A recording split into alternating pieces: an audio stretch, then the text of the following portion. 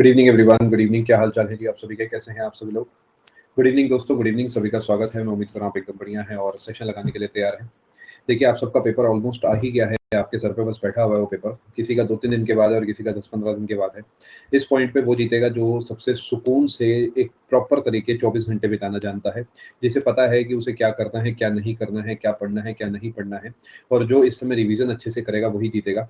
देखिए, एक चीज़ मैं आपको एडवांस में बता देता हूँ, जो भी बच्चे सीजीएल 2023 देने जा रहे हैं, आप में से बहुत सारे ऐसे बच्चे होंगे जो इस समय डर रहे होंगे। थोड़ा लाज़मी है, इट इज़ ओके, होता है, डर महसूस होता है। हमें भी होता था जब हम अपने समय में एग्ज़ाम देते थे, बिकॉज़ ज़िंदगी स्टेक पर है, सब कुछ इस पेपर पर निर्भर है, दिस दैट सारी बातें हैं। बट आपको भी पता है जो डर है आपका स्कोर माइनस ही करता है। आप घबराएँगे तो आपके 10-5 नंबर कटने ही कटने हैं उसकी वजह से। तो एट लीस्ट वो जो 10 नंबर फ्री के आप बाँटने जा रहे हैं, नुकसान कर रहे हैं, वो मत करिए। हिम्मत बाँधिए, ज़िंदगी में बहुत सारे पड़ाव ऐसे होंगे जब आपको डर लगेगा। उसको पार कर कर के आप एक बेहतर इंसान बनेंगे। जब आपकी जॉइनिंग आ जाएगी, आप मान लेते हैं एएसओ बन जाते हैं। जब आप पहली बार वहाँ पे यूएस से यानी अंडर सेक्रेटरी से मिलने जाएँगे, या पहली बार जब सेक्शन ऑफिसर से मिलने जाएँगे, आप यहाँ पर भी डरेंगे। जब आप पहली बार अंडर सेक्रेटरी को कोई रिपोर्ट देने जाएँगे, तो भी आप डरेंगे। कल को आप इंस्पेक्टर बन गए, जब आप पहली बार एसी के पास जाएँगे, तो भी आप डरेंगे। या एसी ने मान लो आपको एडीसी के पास भेज दिया, तो भी आप डरेंगे। तो डर तो हर पॉइंट पे लगेगा ही, और जब आप अपना मेडिकल कराने जाओगे ना, तब भी आप डरोगे। तो वो डर तो ज़िंदगी का हिस्सा ही है। जब भी आप एक नए पड़ाव पे जाओगे, थोड़ा-सा डर लगेगा। जो उसे सँभाल लेगा, जो उसे सह लेगा, वो जीत जाएगा। चलिए, शुरू करते हैं जी कहानी। नो बेटा, PDF of PYQs topic wise मैं ऐसे मेंटेन नहीं करता हूँ मिस्टर। ये थ्योरी बैच है, तो इसमें एमसीक्यूज आपको अलग से नहीं कराए जाएंगे। एमसीक्यू के लिए अलग बैचेस आते हैं मेरे, आप उनमें से कोई बैच देख सकते हैं अगर आपको प्रैक्टिस करना है। ठीक है, चलो शुरू करते हैं जी कहानी। पिछली क्लास में मैंने आपको 3 लॉस पढ़ाए थे केपलर के, और उसके आगे की पोर्शन को जो मैं आपके साथ कवर कराता हूँ। और कोई बात नहीं, इट्स ओके अंशिका। देखिए, सबको सारे सब्जेक्ट पसंद तो ऐसा बिल्कुल भी नहीं है। आपको कभी कभार कुछ चीजें मजबूरी में पढ़नी पड़ती है, उस तरीके पढ़ लीजिए, इट्स ओके। चलिए शुरू करते हैं। आज मैं आपको 2 प्यारे कॉन्सेप्ट्स बताऊंगा, उसके बाद इस ग्रेविटेशन वाले पोर्शन को साइड करके हम नए पोर्शन की तरफ चलेंगे। और ये कॉन्सेप्ट ऐसे हैं जो बड़े प्यारे से कॉन्सेप्ट है, 10 मिनट में पैक हो जाएंगे। वो कॉन्सेप्ट है ऑर्बिटल वेलोसिटी और एस्केप वेलोसिटी का। देखिए, ऑर्बिट होता है एक पाथ जिस पे कोई चलता है, जैसे कि ये पृथ्वी है और यहाँ पर कोई सैटेलाइट घूम रहा है या फिर मून घूम रहा है। तो क्या एक इसका फिक्स्ड पाथ है जिसपे कई सालों से चक्कर मारे जा रहा है, इसी जगह पे घूमे जा रहा है, घूमे जा रहा है, घूमे जा रहा है। ये है इसकी ऑर्बिट। अब इसकी हमें वेलोसिटी पेपर कई बार पूछता है कि इसकी वेलोसिटी कितनी होगी। वैसे तो इसकी प्रॉपर डेरिवेशंस होती है, मैं आपको फिर भी शॉर्ट में समझाने की कोशिश करता हूँ। इस पे देखिए, जो बाहर की तरफ धक्का लग रहा है वो लग रहा है mv² अपॉन r, जिसमें r ये वाली दूरी है। जो इस पे अंदर की तरफ धक्का लग रहा है वो है gmm/r का स्क्वायर, है ना। जब आप इन्हें आपस में इक्वेट करते हैं, तो आप यहाँ से वेलोसिटी की एक वैल्यू निकाल लेते हैं। यही जो वेलोसिटी की वैल्यू है, यही होती है ऑर्बिटल वेलोसिटी। आपके उसमें इसका डेरिवेशन नहीं पूछा जाता है, ना ही इसके फॉर्मूले पूछे जाते हैं, तो वो मैं आपको नहीं बताऊंगा। मैंने आपको तरीका बता दिया कैसे डिराइव होता है, उसकी भी कोई भी कैसे भी नीड नहीं है। आप सिंपली इसे इग्नोर कर दीजिए, कोई खास फर्क नहीं पड़ता। 2 फोर्सेस लगते हैं जो आपस में बैलेंस हो जाते हैं। अब आपको जो वैल्यू ध्यान रखनी है वो है ऑर्बिटल वेलोसिटी की फैक्चुअल, यानी जो स्टैटिस्टिकल वैल्यू है वो है 7.8 किलोमीटर पर सेकेंड।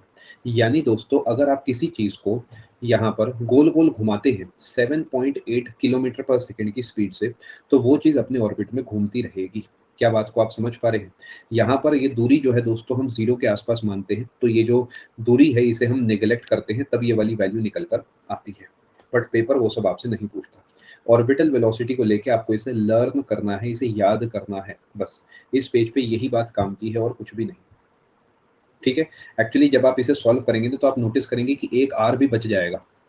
और ये जो आर है एक्चुअली, ये है, अगर आप ध्यान से थोड़ा बहुत समझते हैं, रेडियस ऑफ अर्थ प्लस वो हाइट जिस पे वो घूम रहा है। देखो जरा, अगर ये पृथ्वी है और यहाँ पर वो घूम रहा है, तो ये जो दूरी है ये रेडियस ऑफ अर्थ के साथ ये वाली हाइट भी है। तो हम इस हाइट को 0 मानते हैं, तब ये वैल्यू निकल कर आती है। नहीं नीरज, ये नया कॉन्सेप्ट है ऑर्बिटल वेलोसिटी का, बस आपको orbital velocity is equal to 7.8 kilometre per second ध्यान रखना होता है। ये कभी भी नहीं रुकेगी हेलसिंकी, जैसे चांद कभी रुकेगा क्या? कभी नहीं रुकेगा, बिकॉज फ्रिक्शन नहीं है बीच में। तो ये कभी भी नहीं रुकेगा। जैसे पृथ्वी सूरज के चारों तरफ घूमती है, तो क्या वो रुकती है? कभी नहीं। प्रीति, कैलकुलेशन सिंपल करने के लिए बस। ठीक है, अरे भैया समझ पा रहे हो, ये पृथ्वी है, इसका ये रेडियस है r। अगर कोई चीज यहाँ पर घूम रही है इस तरीके, तो ये वाली दूरी है h। मैं इस h को मानता हूँ कि पृथ्वी के बिल्कुल पास ही है। विनीता, एक्चुअली अलग अलग होती है, बट हमें एक वैल्यू रट्टा मारना है। आपको ये समझना होगा कि ये जो क्लास है ये एसएससी के क्वेश्चन को टिक कराने की क्लास है, तो उस तरीके का डेटा पढ़ाया जा रहा है। एक्चुअली इसके कम से कम 15 मिनट की डेरिवेशन है, जो सीबीएसई के सिलेबस में पढ़ाई जाती है। अगर आप साइंस साइड से तो आपने ज़रूर पढ़ा होगा उसे। ऐसे ही दोस्तों एक वेलोसिटी होती है जिसे आप एस्केप वेलोसिटी बोलते हैं। एस्केप वेलोसिटी क्या है दोस्तों? अगर ये पृथ्वी है और ये चारों तरफ ऐसे कोई चीज़ घूम रही है, अगर आप इसकी वेलोसिटी बढ़ाते रहोगे तो क्या लंबे-लंबे चक्कर मारने लगेगी? सोच के देखो ज़रा। एक पॉइंट ऐसा आएगा जब ये यहाँ से निकल लेगी। वो वेलोसिटी जिस पे अगर आप इस चीज़ को फेंकते हो, तो वो पृथ्वी के गुरुत्वाकर्षण को ओवरकम करके यहाँ से निकल जाती है, वो होती है एस्केप वेलोसिटी। नहीं प्रतीश, मास ऑफ बॉडी इसके अंदर काउंट नहीं होता है। एस्केप वेलोसिटी की वैल्यू आपको याद रखनी है, ये है 11.2 kilometres per second. Yes, example इसका रॉकेट बिल्कुल हो सकता है। v is equal to u नहीं है बेटा, ये बस टिक लगाया था कि आप इस तरीके वेलोसिटी की वैल्यू को निकाल सकते हैं। अब आपको एक और बात ध्यान रखनी है, orbital velocity into √2 is equal to escape velocity. ये वो मिनिमम वेलोसिटी है वैभव, जिससे आप किस चीज़ को अगर फेंकेंगे तो वो पृथ्वी से बाहर निकल जाएगी और कभी भी वापस नहीं आएगी।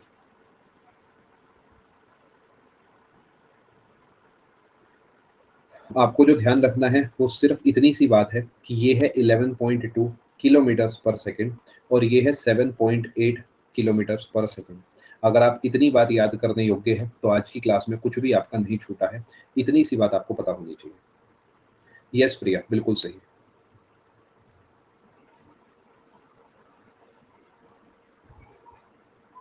क्या यहाँ तक की बात आप समझ पाए हैं? Not exactly in the atmosphere Vaibhav, उससे ऊपर ही है थोड़ा सा वो। आपने हो सकता है नासा के एक बहुत बड़े साइंटिस्ट है, नील करके उनका नाम है, उनकी वो वीडियो देखी हो। वो उसमें समझाते हैं कि एक्चुअली खास ऊपर है नहीं। But Vaibhav, we need to understand कि मेरा काम इस समय आपको कोई फिजिसिस्ट बनाना नहीं है। मेरा काम है फिजिक्स के अगर पेपर में 2 सवाल आए तो वो 4 नंबर दिलाना है। हमें पर्पस पता होना चाहिए कोर्स या क्लास का, तो पर्पस मेरा एकदम क्लियर है, पेपर में नंबर दिलाना बस। बिल्कुल हो सकता है ना प्रीति, रॉकेट रॉकेट को आप पृथ्वी से छोड़िए, इतनी स्पीड से आप छोड़ेंगे कि वो निकल जाएगा, वापिस ही नहीं आएगा कभी। यानी आपको इससे ज़्यादा स्पीड देनी होगी। क्या ये स्पीड काफ़ी कम नहीं है? 11.2 किलोमीटर पर सेकंड। बाइक या भगा लेते हैं अपनी 50-60 पे, तो नो, ये है किलोमीटर। एक सेकंड में 11 किलोमीटर। यूनिट ध्यान में रखेंगे अब आप, इसलिए ये बात बताई गई। किलोमीटर बहुत ज़्यादा डिस्टेंस होता है। नीरज फटाफट नोट करिए, ये किलोमीटर पर सेकंड है, वो किलोमीटर पर आर है जो आप अपनी बाइक भगाते हैं। अब दोस्तों एक ऐसा कॉन्सेप्ट बताने वाला हूँ जिसमें आपको काफ़ी ज़्यादा मज़ा भी आएगा और तकलीफ भी होगी। ये एक ऐसा कॉन्सेप्ट है जो नॉन साइंस वालों को थोड़ा तकलीफ देता है, बट विश्वास करिए साइंस वालों को भी बराबर ही तकलीफ देता है अगर उन्होंने साइंस अच्छे से नहीं पढ़ी। कॉन्सेप्ट होगा बायोएनसी का। ये बायोएनसी क्या होती है सब कुछ मैं अच्छे से पढ़ाऊंगा, पेपर के लिए काफ़ी इंपॉर्टेंट है ये, तो अच्छे से इसे पढ़ना। एंड उससे पहले एक छोटा सा कॉन्सेप्ट बस मैं आपको सिखाना चाहूँगा, वो है प्रेशर का। आप अगली हेडिंग डालिए प्रेशर। जो मैंने जीतू बोला है मैं वो पूरा समझाऊंगा, चिंता मत करो। पहले हेडिंग डालो pressure. Pressure is nothing but force acting on, yes ये नया टॉपिक है, आप न्यू पेज या न्यू सेक्शन या जैसे भी एक लाइन मार के नोट कर सकते हैं। Force acting per unit area. Pressure is equal to force upon area. Pressure is a scalar quantity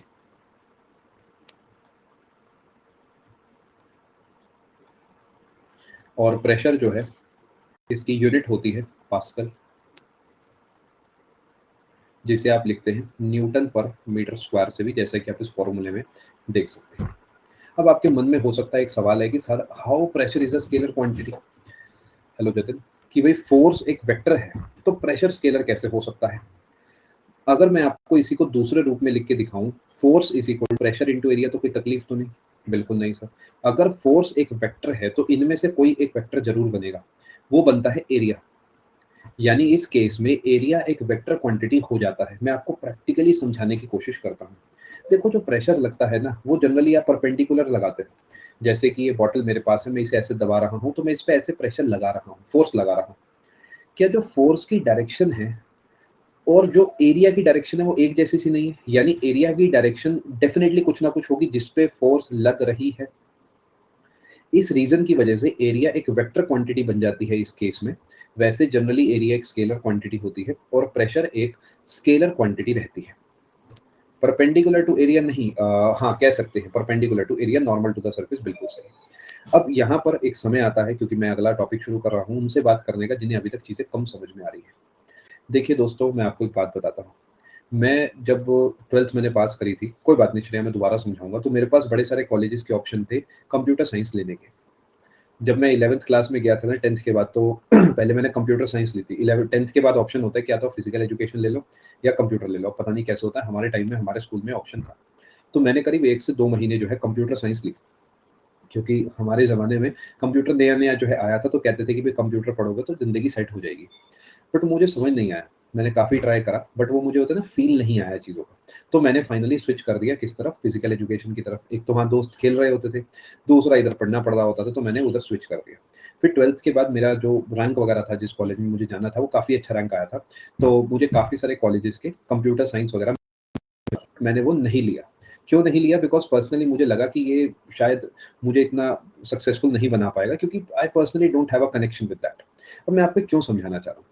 भले ही मैं काफ़ी कुछ पढ़ा हूँ जीवन में, काफ़ी कुछ पढ़ सकता हूँ, बहुत सारी बुक्स पढ़ी हैं, बट हो सकता है कभी-कभार आपको कोई चीज़ क्लिक ना करे, मज़ा ना आए आपको उसे पढ़ने में। ऐसा ही आपके साथ हो सकता है फिज़िक्स के साथ या कॉमर्स के साथ हो सकता है। It is okay. यानी कभी-कभार आपको कोई चीज़ 100% ना भी समझ आए तो इट इज़ ओके, कोई दिक्कत की बात नहीं। किसी को फिज़िक्स, किसी को इकोनॉमिक्स तो दे सकती है, इट इज़ ओके, कोई दिक्कत की बात नहीं। तो आपको पेपर लाइक चीज़ें याद कर लेनी है। मान लेते हैं आपको इस पेज पे कुछ भी पल्ले नहीं पड़ा, आपको अभी भी नहीं समझ आया कि प्रेशर एक स्केलर क्यों? कोई बात नहीं, याद तो कर सकते हैं ना हम, तो हम इस पेज का डेटा याद कर लेंगे। ये मैं इसलिए सिखा रहा हूँ दोस्तों, क्योंकि हर एक बच्चे का जो टैलेंट है वो सेम सब्जेक्ट में नहीं होता। हो सकता है आप हिस्ट्री की डेट्स याद करने में बढ़िया हो, लेकिन इकोनॉमिक्स के लॉजिक्स आपको नहीं समझ आते, इट इज़ ओके। इसलिए मैंने 2 मिनट बीच में लेके समझाया, क्योंकि मैं देखता हूँ कई बच्चे ना परेशान होते हैं कि सर हमें समझ नहीं आया, बाकियों को आ गया। It is okay. सबको सब कुछ समझ में आए ये ज़रूरी नहीं है, ना ही इसकी ज़रूरत है। अगर आपको एक आध सब्जेक्ट थोड़ा कम भी समझ आता है, इट इज़ ओके, ठीक है?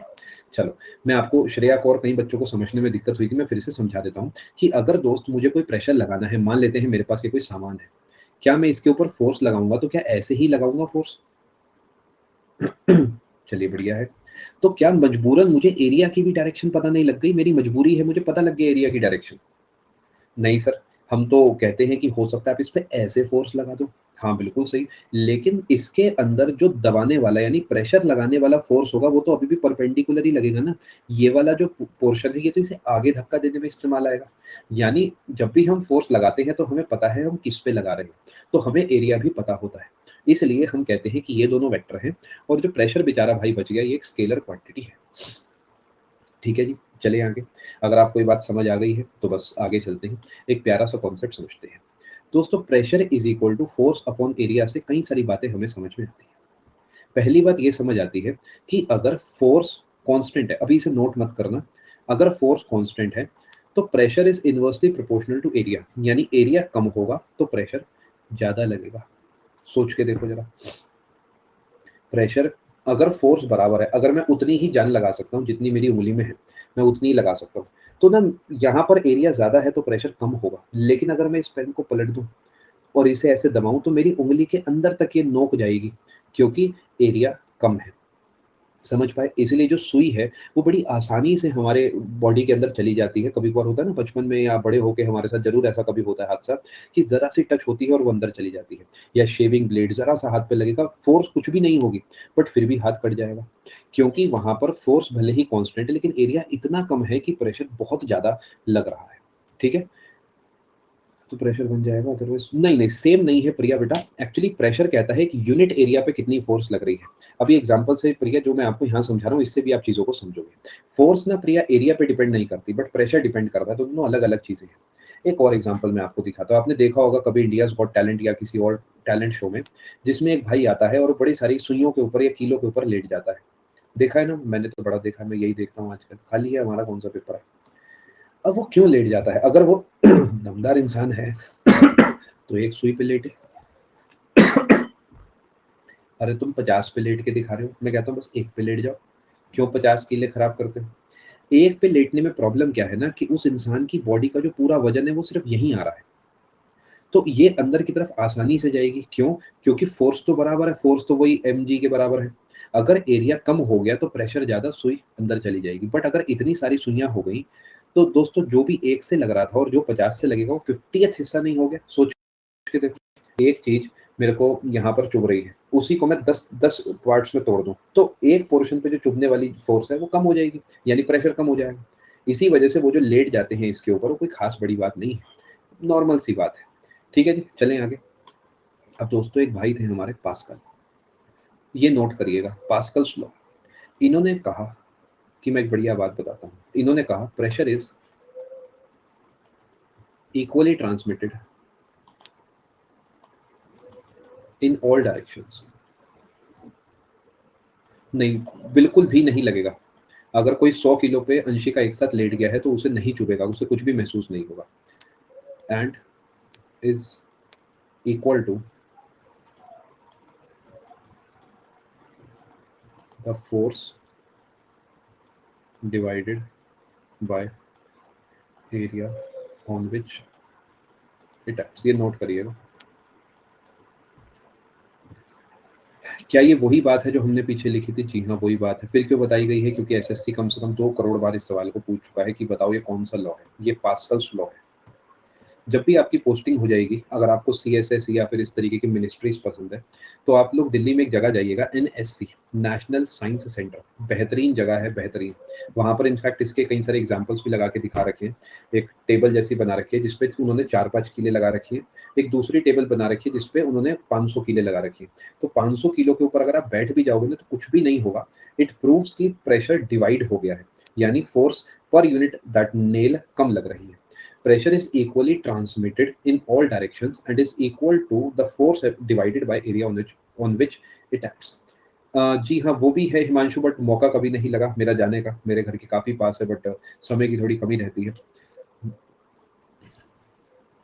प्लानिटेरियम सारे काफ़ी बढ़िया, काफ़ी सारे हैं अपने देश में। दिल्ली वाला भी काफ़ी बढ़िया है। चुभेगा नहीं, बिल्कुल भी नहीं चुभेगा कशिश। मैं आपको एक प्रूफ देता हूँ इसका। टूथब्रश जो होता है, उसके जो ब्रिसल्स होते हैं, उस पे आप कभी उसे दबाना, आपको कुछ भी महसूस नहीं होगा, जबकि उसका पर ब्रिसल एरिया बड़ा कम होता है। क्यों ऐसा नहीं होता? बिकॉज़ वो बहुत ही सारे ब्रिसल्स हैं। बट अगर मान लो एक ब्रिसल बिल्कुल हार्ड हो गया, तो वो आपकी उँगली के अंदर घुस जाएगा। अगर वो हार्ड हो गया तो ऑब्वियसली टूथब्रश बनाने वाली कंपनी ध्यान देती है कि वो हार्ड ना हो, बट अगर वो हो गया तो फिंगर के अंदर घुस जाएगा। नोट करा आपने? अब कुछ एग्जांपल्स मैं आपको यहाँ लिखवाना चाहता हूँ। Area on which it acts is the area of the body which lies in those nails. Yes Shreya, अब मैं कुछ एग्जांपल्स लिखवाना चाहता हूँ आपको, ध्यान से समझिएगा। एप्लीकेशंस ऑन या ऑफ पास्कल्स लॉ। सबसे पहला हाइड्रोलिक ब्रेक्स, दूसरा hydraulic lift,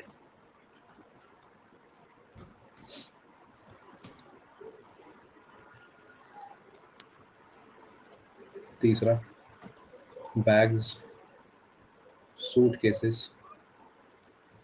are provided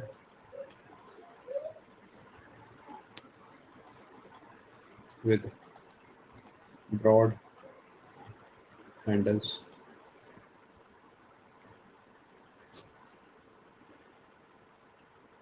Railway tracks are laid on large sized wooden sleepers.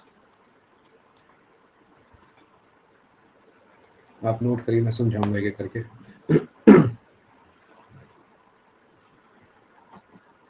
Sanford, you try with 50 pence. Actually, it won't hurt.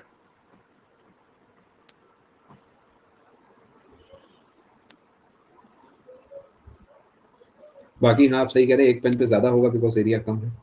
आप समझ पा रहे हैं? अगर पेपर में क्वेश्चन में कहीं हाइड्रोलिक जैसा कुछ दिख जाए तो पूरे चांस से आंसर पास्कल लॉ है, क्योंकि हाइड्रोलिक्स पूरा का पूरा जो है पास्कल लॉ के बेसिस, पास्कल लॉ के कॉन्सेप्ट पे काम करता है।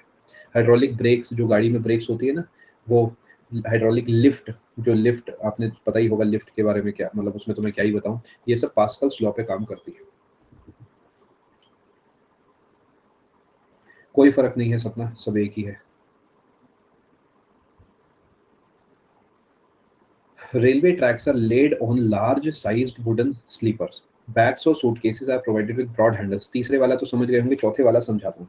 रेलवे ट्रैक्स अगर आपने कभी देखे हैं, ज़रूर देखे होंगे, तो वो रेलवे ट्रैक्स का क्या कहानी चलती है, कुछ-कुछ ऐसे बना देता हूँ। इसके नीचे लकड़ी के बहुत बड़े-बड़े गट्टे जैसे होते हैं, शायद आपने कभी ध्यान दिया होगा। बहुत मोटे गट्टे होते हैं, वो बहुत नीचे तक जाते हैं। वो इसलिए इतने मोटे होते हैं कि जब पटरी के ऊपर से ट्रेन जाए, तो वो लोड जो है वो पूरे पे डिवाइड हो जाए। समझ गए? और उन्हें पत्थरों के बीच में रखा जाता है, कभी भी सीमेंट वगैरह का नहीं बनाया जाता, बिकॉज़ पत्थरों से क्या है कि थोड़ा बहुत मूवमेंट जहाँ ज़रूरत होती है, वो ऑटोमैटिकली प्रोवाइड हो जाता है। ठीक है? अब ये वुडन की जगह आजकल और किसी मटेरियल सीमेंट वगैरह के भी लग सकते हैं, बट जनरली इसके बीच में जो है कंकड़ पत्थर या फिर बड़े-बड़े जो पत्थर होते हैं, वही डाले जाते हैं। ये वुड वुड का भी हो सकता है, किसी और चीज़ का भी हो सकता है, सीमेंट भी लिख सकता हूँ यहाँ पर। बट डेफ़िनिटली पूरा का पूरा फ्लोर जो है इससे अगले वाले के बीच में आपको डेफ़िनिटली पत्थर ही देखने को मिलेंगे। एक सिंगल सीमेंट का पूरा फर्श देखने को नहीं मिलेगा। ठीक है? समझ गए आप लोग? आगे चलते हैं।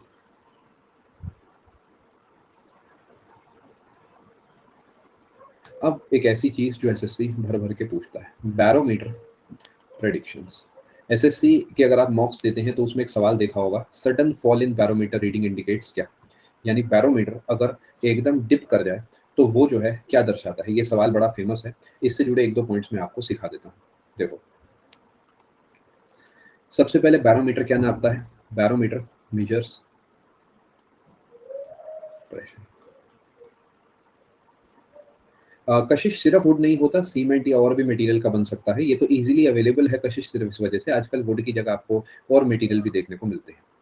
ये प्रेशर नापता है, ठीक है जी, ध्यान रखेंगे। सडन फॉल नोट करिए, सडन फॉल इन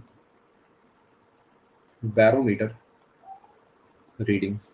अगर अचानक ये डाउन हो गया तो सोच के देखो, मेरे घर में बैरोमीटर अचानक डाउन हो गया तो क्या मेरे घर के ऊपर का प्रेशर कम होगा? रट्टा मारने से पहले समझ लेते हैं थोड़ा सा, यानी दूसरी जगह का प्रेशर ज़्यादा हो गया। मेरे घर के इलाके का प्रेशर कम, दूसरी जगह का ज़्यादा, तो क्या दूसरी जगह से हवा बड़ी तेज़ी से नहीं आएगी मेरे घर तक? तो यहाँ पर क्या होगा, मेरे घर पे तूफ़ान आ सकता है, स्टॉर्म, याद रखना इसे, ठीक है जी। अगर स्लो फॉल होता है in barometer reading, yes Prince exactly वही है, तो बारिश होती है। और स्लो राइज़ अगर होता है तो क्लियर या सनी वेदर। बस ये याद रखना, एसएससी ने आज तक जितने सवाल बनाए हैं, सारे के सारे सवाल पहले पॉइंट से बने हैं, दूसरे तीसरे से अभी तक नहीं बना है, फिर भी अपनी तरफ से पढ़ा रहा हूँ।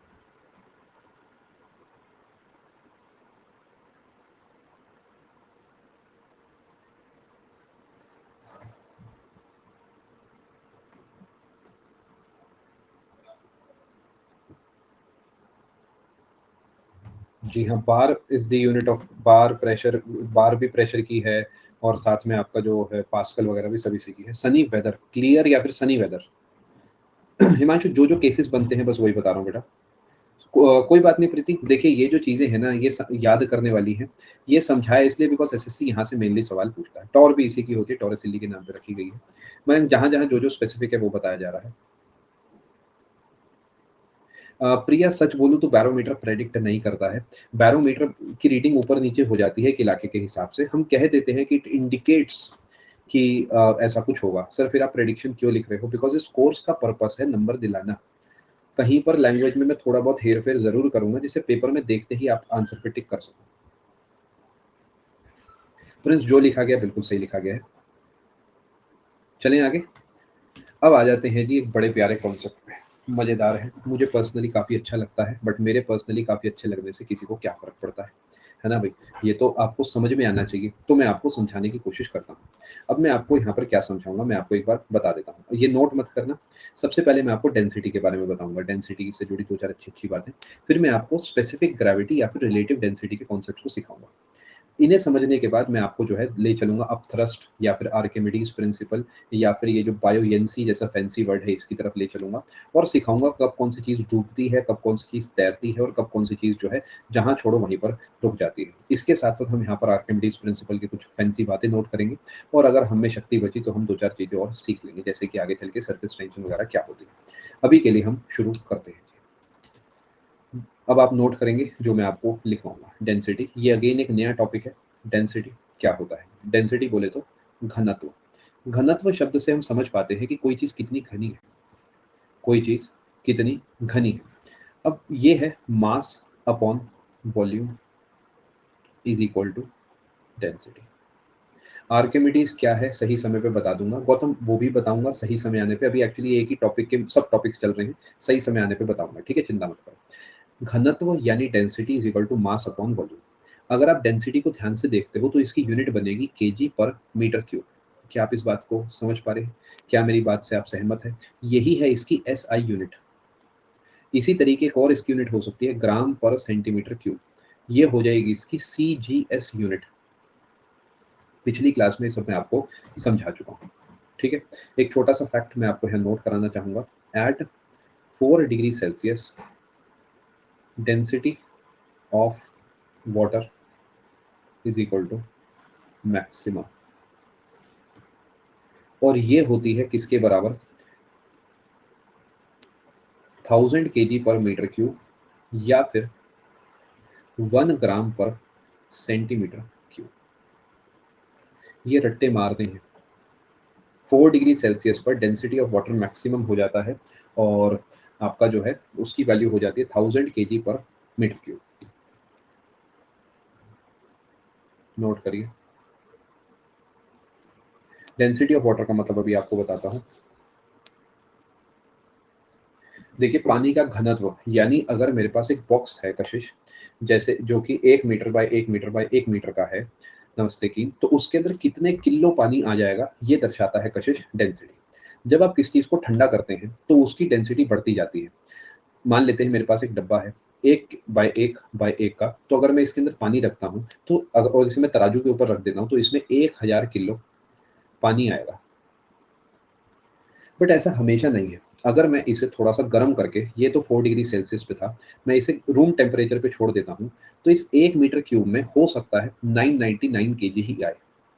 आपको एग्जांपल बताता हूँ। जब गर्मियाँ होती हैं एकदम तगड़ी वाली, जैसे कि मई जून का महीना, इस समय भी ऑलमोस्ट गर्मी है ही, हम क्या करते हैं, घर के बाहर से आते हैं, फ्रिज में पानी की बोतल होती नहीं, all thanks to us only, हम ही पिछली बार आए थे और पी गए थे सारा पानी। अब जल्दी जल्दी पानी को ठंडा करने के लिए हम प्लास्टिक वाली बॉटल में थोड़ा सा पानी डाल के फ्रीजर में रख देते हैं और किस तरीके 10-5 मिनट इधर उधर टहलते हैं और बॉटल को खोलते हैं।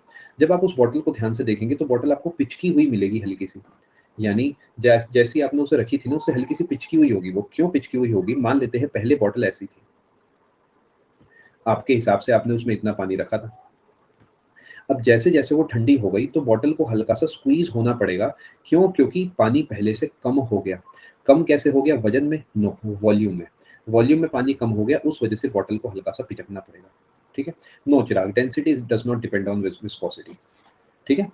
और अब मान लेते हैं कि मैं इसे जमाता रहता हूँ, तो एक पॉइंट ऐसा आएगा जब इसकी डेंसिटी फिर से कम होने लगेगी। मैं थोड़ा सा कॉन्सेप्ट आपको समझाता हूँ। देखो, मेरे पास एक मटेरियल है, मैं आपको निधि वही समझा रहा हूँ, ध्यान से सुनो। उसके अंदर 9 एटम है।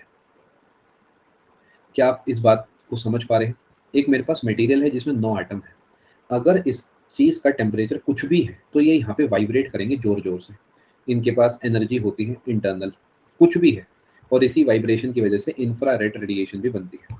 जब आप इसे कूल करते हैं ना, तो ये पहले से ज्यादा पास आ जाते हैं क्योंकि इनका वाइब्रेशन कम हो जाता है। थोड़ा थोड़ा समझ पा रहे हैं? अब पास आने की वजह से क्या होगा? कम जगह घेरेंगे। इस वजह से जब आप किसी चीज को ठंडा करते हैं तो वो छोटा हो जाता है, कम जगह घेरता है, लेकिन जब आप किसी चीज को गर्म करते हैं तो वो ज्यादा जगह घेरता है। ऐसे ही आप ये प्रेशर एसोसिएटेड चीजें भी होती है। इसका क्लासिक एग्जांपल वही है जो मैंने बताया।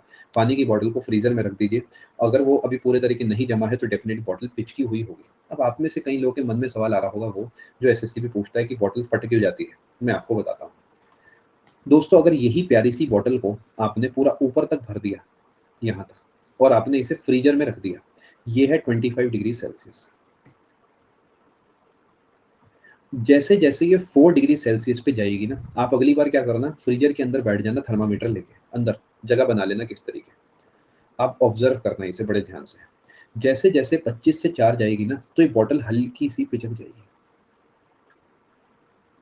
सहम जाएगी, घबरा जाएगी। It will be scared.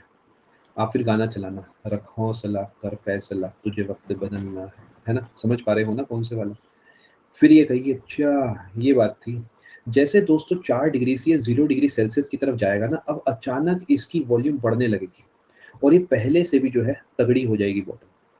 ऐसा सिर्फ पानी के केस में ही होता है, पानी के केस में, ठीक है। यानी 4 डिग्री सेल्सियस तक अगर मैं डेंसिटी का ग्राफ बनाता हूँ, तो यहाँ पे टेम्परेचर बना देता हूँ। जैसे जैसे टेम्परेचर कम हो रहा था, वैसे वैसे डेंसिटी बढ़ रही थी। सोच के देखो, क्योंकि वॉल्यूम कम होती जा रही थी।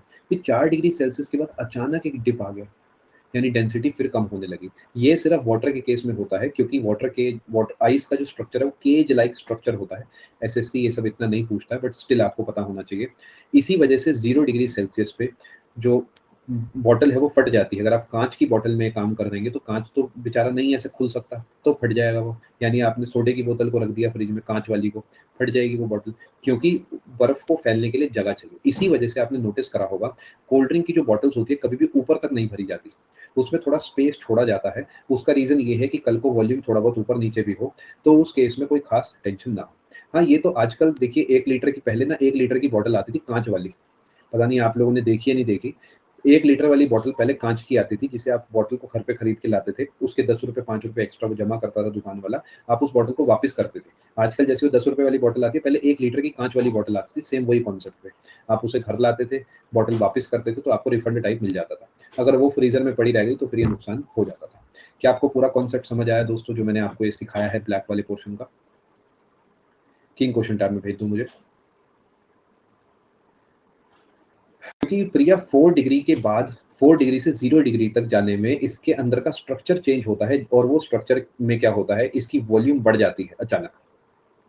ये एक्सेप्शन एनोमैलस बिहेवियर ऑफ वाटर इसे बोलते हैं। अच्छा हाँ, एक और इम्पोर्टेंट बात, अगर यहाँ पर पानी 1 किलो है, तो यहाँ पर भी पानी 1 किलो है, और यहाँ पर भी पानी 1 किलो है। मास में कोई चेंज नहीं होगा।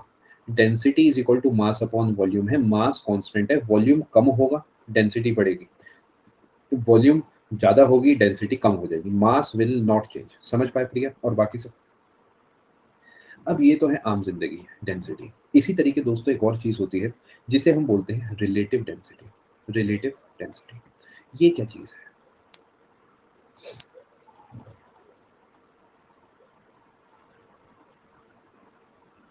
RD, that is relative density, is equal to density of, yes Kashish, substance upon density of water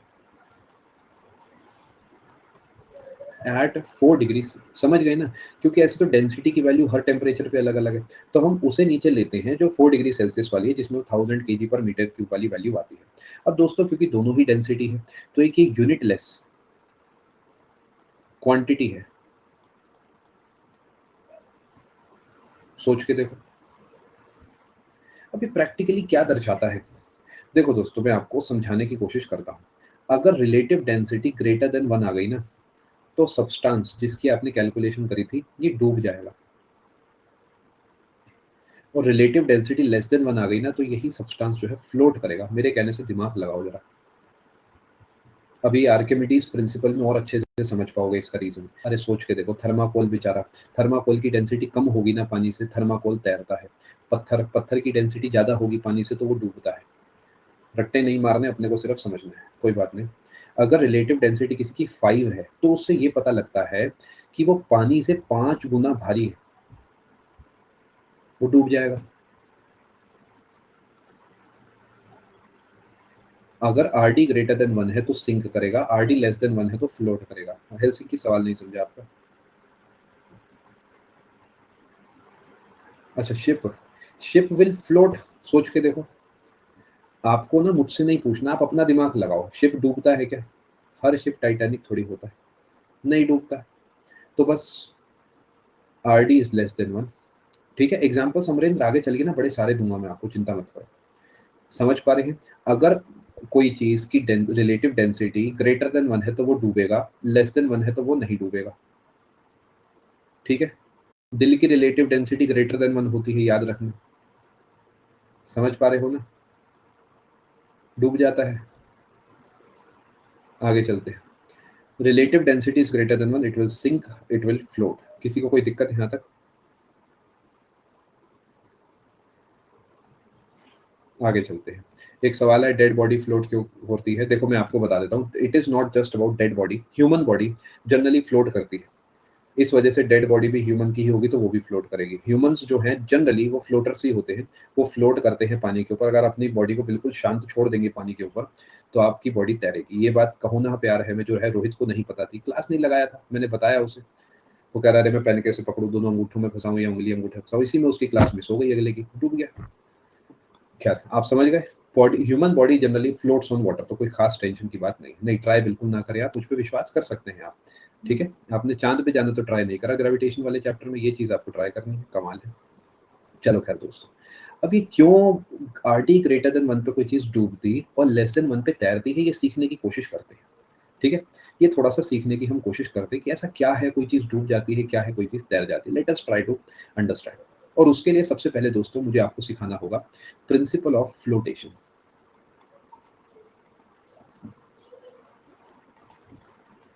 sir एक साथ इतने सारे भारी शब्द बोल के आपको क्या मिला? सुकून। हिंदी की मैंने थोड़ी सी कोशिश करी है आपके लिए पेश करने की, अगर कहीं मैं गलत हूं तो माफी चाहते हैं, बट आई थिंक जहां पे मैं हिंदी लिखूंगा बिल्कुल सटीक लिखूंगा, ठीक है। यस मिस्टर, बिल्कुल सही। सरफेस टेंशन जैसा कुछ नहीं बोला तमन्ना, वो एक अलग चीज है। सबसे पहले मैं आपको बताता हूँ बायो एंड फोर्स क्या होती है।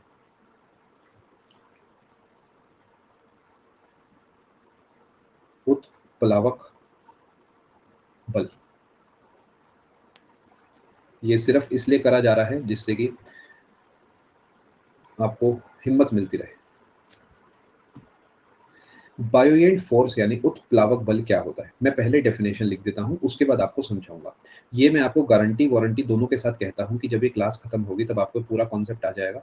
अभी के लिए बस जैसे जैसे मैं कह रहा हूं वैसे वैसे आप नोट कर लो, जिससे कि बाद में पेन कॉपी छोड़ के आप अच्छे से चीजों को समझ पाओ।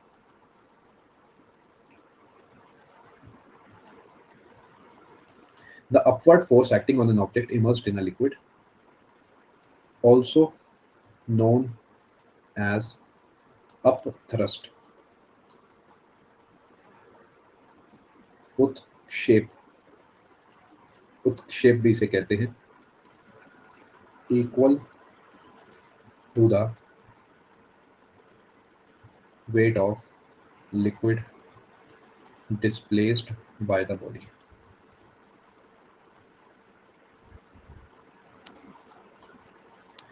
सबसे पहले आप लिखेंगे प्रिया प्रिंसिपल ऑफ फ्लोटेशन, उसके बाद उसके नीचे लिखेंगे बायो एंड फोर्स। उल्लावन, ठीक है। आई थिंक श्रीयुति दोनों बोलते होंगे, बट बाकी हो सकता है आप सही कह रहे हो। मैंने कहीं ये भी पढ़ा था, स्पेशली मैं कुछ एनसीईआरटी हिंदी वाली आपके लिए डाउनलोड कर लेता हूँ, वहां से ये सब उठाता रहता हूँ, ठीक है। उत्प्लावन होगा वो भी, ठीक है। बाकी मैं आपकी बात को खुद से ऊपर रखूंगा हिंदी में, कोई दिक्कत की बात नहीं है। मैंने लिखा है the upward force acting on an object immersed in a liquid also known as upthrust, यानी उत्क्षेप, शेप, ठीक है, equal to the weight of liquid displaced by the body. Upthrust है उसका मतलब,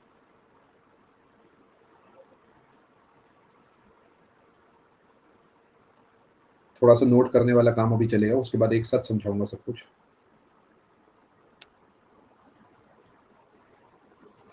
ठीक है जी। चलते हैं दोस्तों आगे। किसी का कोई डाउट हो तो अगले 10 मिनट में भेज दीजिएगा, उसके बाद क्वेश्चन टैब बंद कर दूंगा।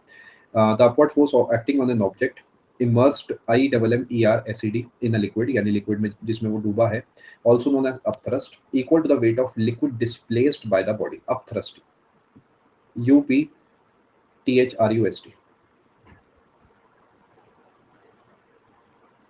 ये प्री में ना पूरी जान लगा देना, ये प्री निकल जाना चाहिए कुछ भी हो जाए चाहे। श्याम अभी समझाऊंगा बेटा, चिंता मत करो।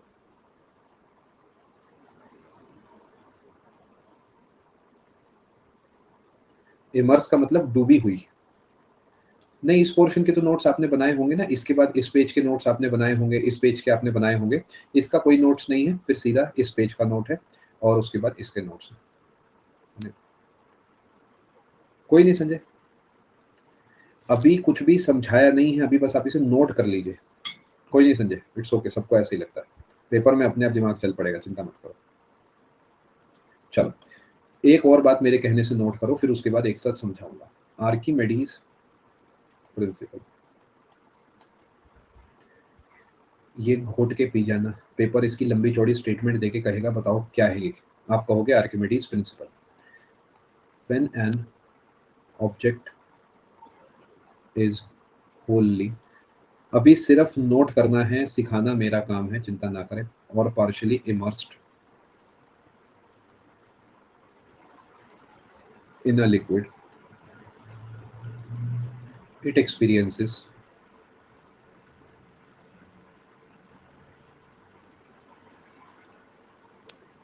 a buoyant force which is equal to the weight of liquid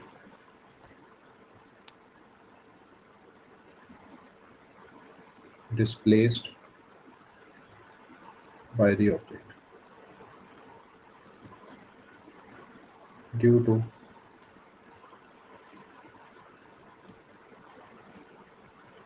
this. There is apparent loss in weight of the body. पहले नोट कर लीजिए फिर समझा दूंगा। कोई बात नहीं संजय, देखिए घबराइए मत आप। पेपर कुछ चीजें हमें लगता है हमें नहीं आती बट पेपर में काम बन जाता है। इमर्स का मतलब डूबा हुआ।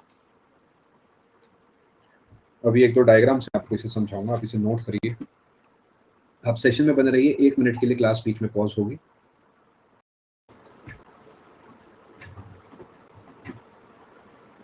नहीं दोस्तों लैग नहीं है, मैं बता के गया था।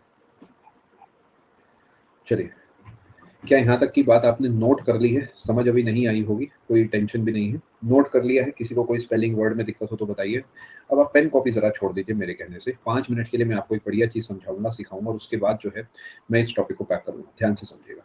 देखो दोस्तों, अगर मैं आपसे पूछता हूँ, कोई चीज़ है मेरे पास, मान लेते हैं एक ऐसा डब्बा, ठीक है, और इसका जो वजन है, ये टोटल आपका जो है ये है 10 किलो का। और अगर मैं आपसे पूछता हूँ कि नीचे की तरफ कितना फोर्स लगा रहा है, तो क्या आप मुझे बता सकते हैं 10 into 9.8 is equal to 98 newton लगा रहा है?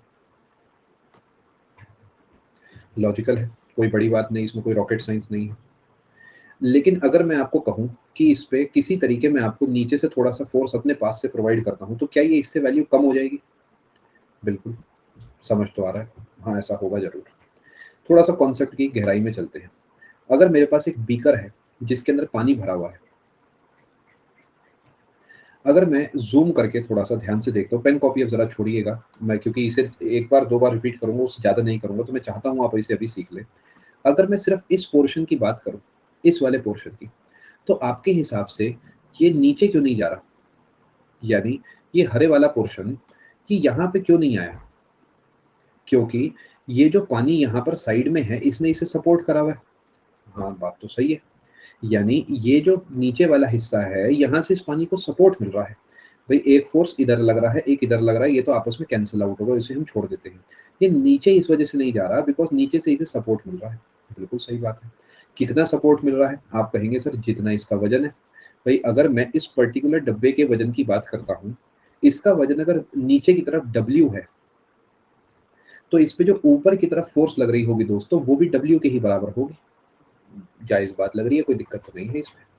यानी ये मैंने आपको प्रूव करके बता दिया कि जो हरे वाला डब्बा है, इसके ऊपर जो नीचे से पानी है वो W फोर्स लगा रहा है, जो कि इस पानी के वजन के बराबर है। अब अगर दोस्तों मैं इस हिस्से को गायब कर दूं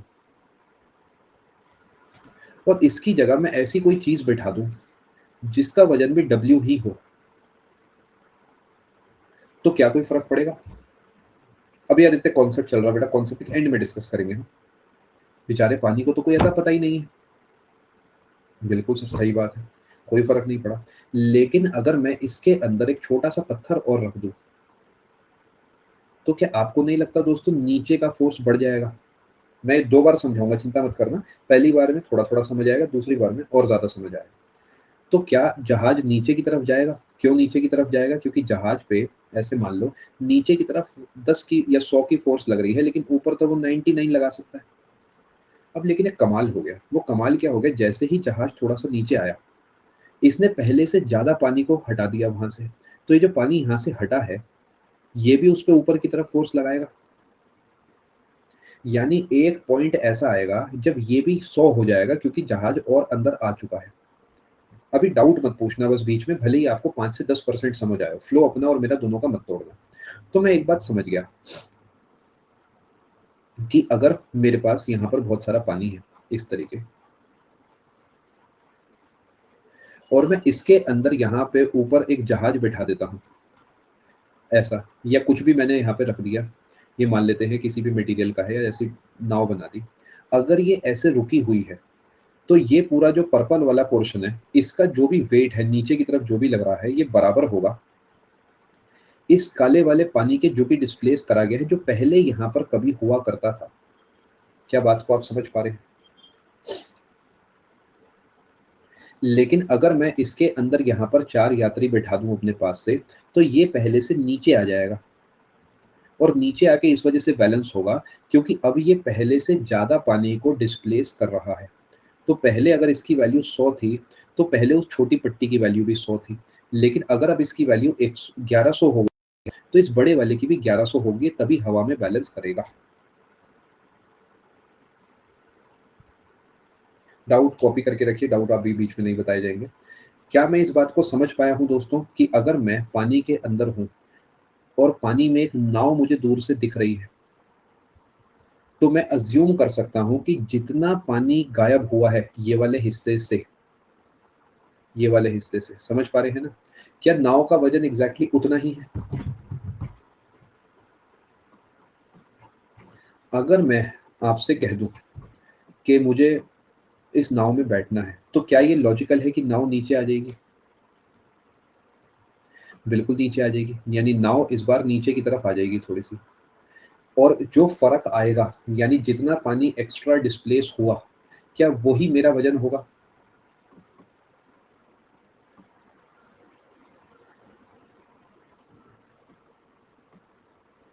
ठीक है, अभी भी रुकिएगा, अभी भी डाउट मत पूछिएगा। मान लेते हैं मेरे पास एक ऐसा कंटेनर है जिसमें एग्जैक्टली यहां तक पानी भरा हुआ है,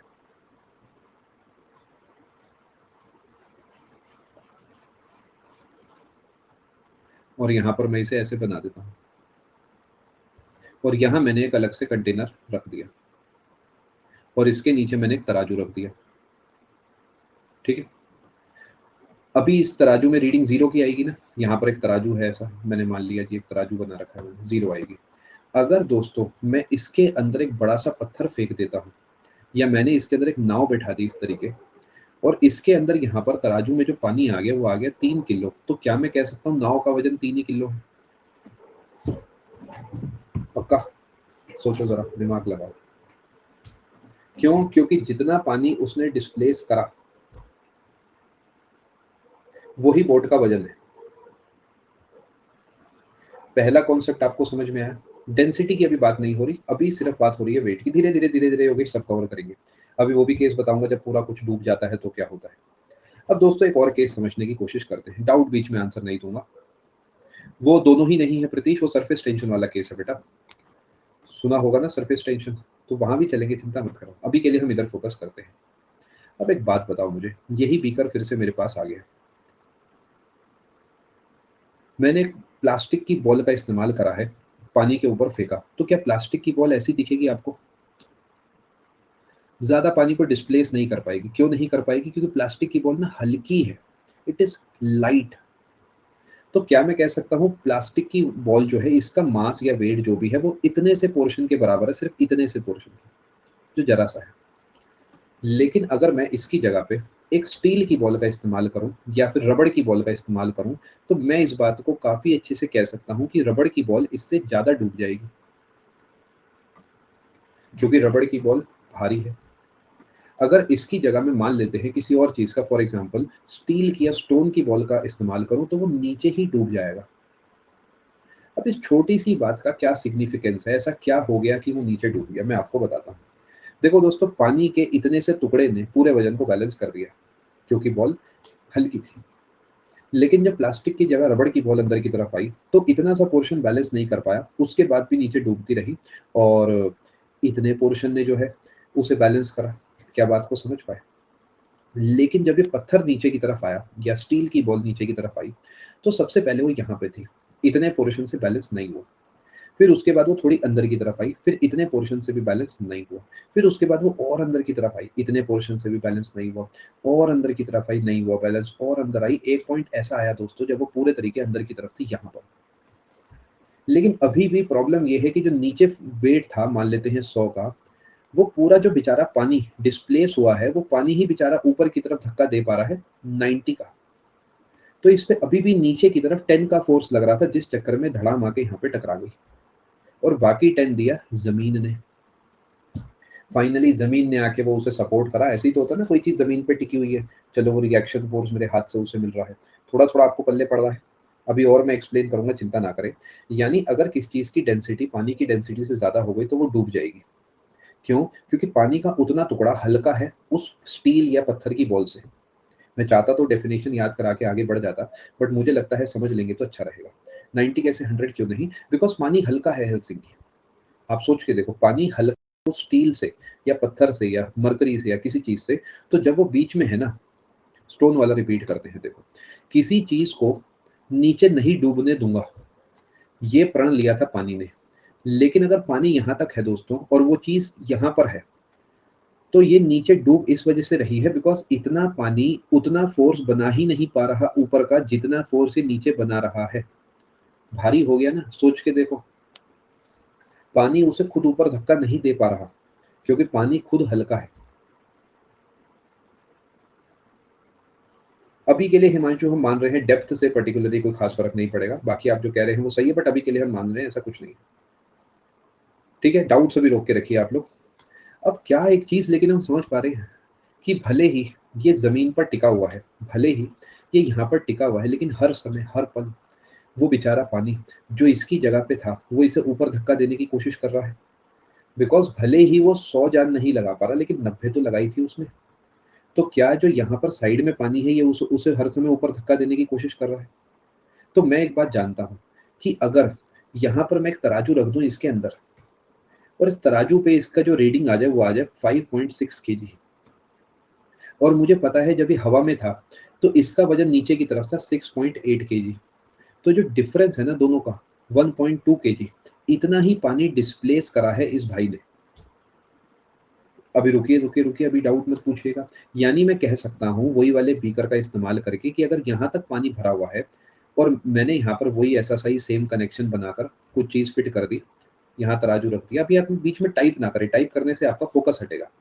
अगर यहाँ पर दोस्तों मैं कोई 5 किलो की आइटम अंदर फेंकता हूँ, ठीक है, 5 किलो की आइटम मैंने अंदर फेंकी, वो अगर अंदर जाके दोस्तों यहाँ पर 3 किलो की हो गई तो 2 किलो पानी इधर आया होगा। सोच के देखो जरा, पहले सोचो फिर कमेंट करना, जल्दबाजी मत करो। सोचो सोचो, आराम से सोचो, कोई जल्दी नहीं है। कमेंट करने से पहले सोचो। अब मेरी बात बड़े ध्यान से सुनना। वो जो पत्थर आप ऊपर से पानी में नीचे की तरफ लेके जा रहे हैं, मैं आपको श्रेया बताता हूँ, क्योंकि पानी हर समय उसे उस जो 3 किलो वाली जगह है उसे छीनना चाह रहा है वापस। क्या पानी नहीं चाहता कि मैं वहां पे वापस आ जाऊं? अगर आप हाइपोथेटिकली इसे यहाँ से गायब कर दो, हाइपोथेटिकली मैंने इसे डिलीट कर दिया, तो क्या आधे सेकंड के अंदर सारा पानी भाग के इसकी जगह ले लेगा? सोचो, यहाँ पर कुछ नहीं है तो क्यों ले लिया? इसका मतलब डेफिनेटली पानी आ रहा था ना, कोशिश कर रहा था ना हर समय हर पल। ये सोच के देखो, इमेजिन कि अगर मैंने उसे डिलीट कर दिया तो पानी उसकी जगह आ गया, इसका मतलब कुछ आना चाह रहा था। वो ही वो फोर्स है वो फोर्स का अमाउंट उतना है जितना पानी यहाँ पर एग्जिस्ट करता था।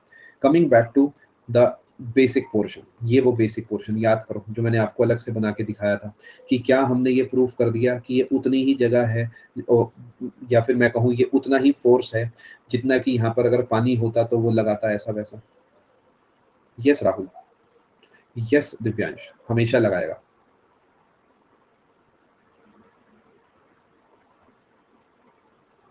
वो हेलसिंकी वो इम्प्लोजन हुआ, उसके ऊपर प्रेशर लगा था, वो उस वजह से फटा था। पार्टी हमने बाहर हटा दिया तो अब वाटर कर लेगा, फोर्स ही लगाएगा। देखिए प्रिया, सिंक होगी नहीं होगी ये उसकी रिलेटिव डेंसिटी पे, रिलेटिव डेंसिटी से पता लगता है। मैं आपको एक बढ़िया एग्जांपल देता हूँ, मेरी बात बड़े ध्यान से सुनना। आप लोग एक पानी का बड़ा सा बाल्टी या कुछ भी लीजिए, भर के उसे आप उसमें अपने हाथ को रखिए। हाथ अगर आपको ऊपर रखा है तो वो ऑलमोस्ट बैलेंस हो जाएगा, करके देखना, चाहे क्लास के बाद चाहे कल सुबह। लेकिन अगर आप उसे अंदर धक्का दोगे ना तो आपके हाथ पे ऑटोमेटिकली आपको ऐसा महसूस होगा आपका हाथ बाहर जाना चाह रहा है, करके देखा होगा आपने ज़रूर। क्यों? क्योंकि वो जब मेरा हाथ पानी के अंदर था ना, मान लेते हैं ऐसा, ये मेरा हाथ मान लेते हैं, तो मेरे हाथ से जो नीचे फ़ोर्स लग रहा है वो कम है, जितना मेरे हाथ के ऊपर फ़ोर्स ये लगा रहा है। लेकिन अगर मैं अपने हाथ में बप्पी दा से उधार माँग के 2 किलो सोना पहन लूँ, तो मेरा हाथ बाय डिफ़ॉल्ट नीचे जाने की कोशिश करेगा, क्योंकि ये पानी जो ऊपर की तरफ फ़ोर्स लगा रहा है ना, वो तो कितना डिस्प्लेस कोई करता है उसकी वजह से लगा रहा है। अगर आप डेफ़िनेशन सुनोगे तो उसमें लिखा है upthrust is equal to the weight of liquid displaced. यानी अगर डिस्प्लेसमेंट बराबर है, अब मेरी बात ध्यान से सुनना, बड़े ही ध्यान से फ़ोकस करके।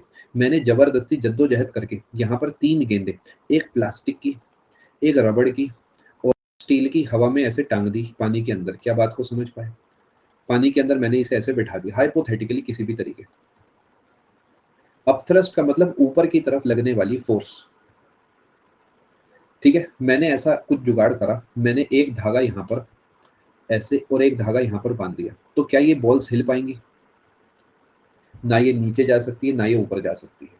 अब मैंने एक साथ ऊपर और नीचे दोनों धागे काट दिए, तो क्या आपको नहीं लगता मिनट से पहले, सेकंड के बाद ये जो बॉल है ये ऊपर की तरफ भागेगी? क्योंकि प्लास्टिक की हल्की बॉल है। क्यों? क्योंकि इसका जो बेचारी का वज़न था ना, इस बेचारी का वज़न जो था वो नीचे की तरफ उस 5 का ही लगता था। लेकिन इतना पानी, अगर मैं इतने पानी को यहाँ पर अज़्यूम कर लूँ, तो वो इसे ऊपर की तरफ धक्का दे रहा था करीब 25 से। तो ये तो फँस गई, धागा कटते ही इसने देखा नीचे 5 ऊपर 25, तो ऊपर 20 ही जाना पड़ेगा। रबड़ की बॉल का भी सेम हुआ, रबड़ की बॉल पे मान लो कि इसका वज़न रबड़ की बॉल का 20 था नीचे की तरफ, लेकिन पानी तो 25 से ऊपर धक्का दे रहा था, तो ये भी ऊपर जाएगी लेकिन थोड़ा-सा धीरे जाएगी ऊपर। लेकिन स्टील की जो बॉल है ना, इसका वज़न है नीचे की तरफ 50, पानी इसे भी 25 से ही ऊपर धक्का दे रहा है, बट इसका कुछ होगा नहीं उससे, तो ये चुपचाप नीचे जाकर बैठ जाएगी। सोच के देखिए ज़रा, अब आपको समझ में आया? अब आ जाते हैं हमारी डेफिनेशन पे, जो हमने कहानी इतनी देर से लिखी है। देखो दोस्तों, मैंने आपको बताया बायोएंट फोर्स क्या होती है। ये वो फोर्स है जिसे हम अपथ्रस्ट कहते हैं। अपथ्रस्ट क्या होता है? अपथ्रस्ट वो फोर्स होती है जो किसी भी चीज़ की के ऊपर लगती है। जब कोई चीज़ आप डुबो देते हैं तो उसे ऊपर धक्का देने की कोशिश करती है ना। यानी जो बेचारा जहाज है, वो पानी में इसी वजह से तैर रहा है क्योंकि उस पे हर समय जितना उसने वाटर डिस्प्लेस करा है, उतना उस पे ऊपर की तरफ फोर्स लग रहा है। क्योंकि वो सारा पानी उसकी जगह आके बैठना चाहता है। यही वो अपथ्रस्ट है जो जहाज को पानी में रोके रखती है। क्या बात को समझ पाए? आ जाते हैं जी अपनी डेफिनेशन पे। क्योंकि प्रीतिश आपको उसमें मोर अपथ्रस्ट मिलती है because salty water is more dense then normal water. तो ज़्यादा डेंस की वजह से आप कम पानी में ज़्यादा अपथ्रस्ट जनरेट कर सकते हैं। ये भी एक सवाल अभी आपको मैं कराऊंगा कि एक सवाल आता है, जब एक जहाज नदी के पानी से समुद्र के पानी में जाता है तो बताओ क्या होगा? वो हल्का सा ज़्यादा डूबेगा, हल्का सा ऊपर आएगा, कुछ नहीं होगा। इस तरीके का एक सवाल एसएससी का है, वो भी डिस्कस करता हूँ। देखो, the upward force acting on an object immersed in a liquid is equal to the weight of liquid displaced also known as upthrust. इसमें कोई डाउट आपको? आपसे अभी मैं आंसर उसका नहीं पूछ रहा, अभी पहले इस कॉन्सेप्ट को क्लियर करिए। ठीक है जी। अब आ जाते हैं आर्किमिडीज की बात पे। क्या दोनों सेम ही है? क्या मैंने उसी बात को जबरदस्ती आपके पेन को खर्च कराया है? सेम बात है। दो बार क्यों लिखवाई? बिकॉज दो दो अलग अलग कॉन्सेप्ट है, दो अलग अलग तरीके से पूछता है। बायोएंट फोर्स ही अपथ्रस्ट है अंशिका। कोई भी चीज जब डूबती है तो उस पर ऊपर की तरफ जो धक्का लगता है उसी को बायोएंट फोर्स कहते हैं। इसे प्रिंसिपल ऑफ बायोयेंसी कहते हैं और इसी को आर्किमिडीज प्रिंसिपल कहते हैं। क्या बात को आप समझ पाए?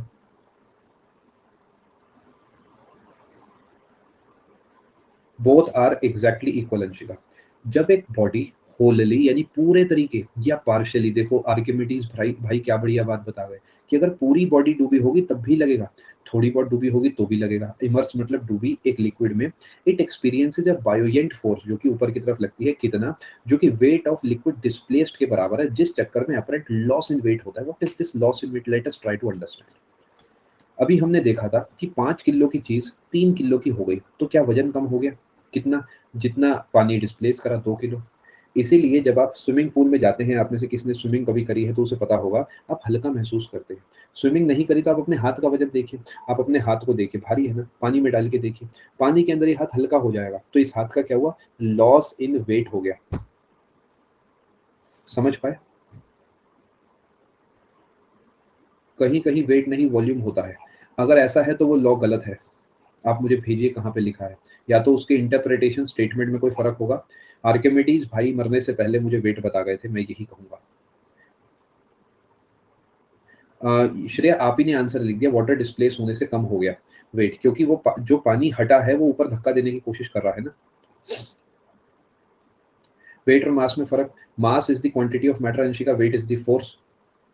चलिए बहुत बढ़िया ऋषभ, सीखते चलिए। क्या मेरी बातें आप समझ पाए? नहीं, हमेशा के लिए कम नहीं हुआ हेल्सिंकी, जब आप सामान को बाहर निकालेंगे तो वेट फिर से पहले जितना हो जाएगा। गौतम एग्जैक्टली, ये एयर में भी लगता है लेकिन ना इतना ज्यादा नहीं लगता, तो हम मानते नहीं।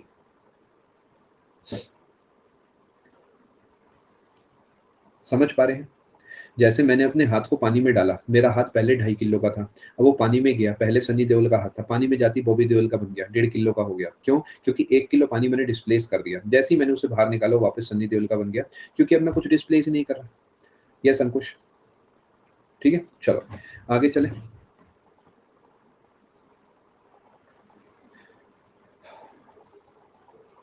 ये सारी कहानी मैंने आपको समझा दी। फिजिक्स के सबसे मुश्किल कॉन्सेप्ट्स में से एक है ये, अगर आप इसे समझ पाएं तो बहुत अच्छी बात है।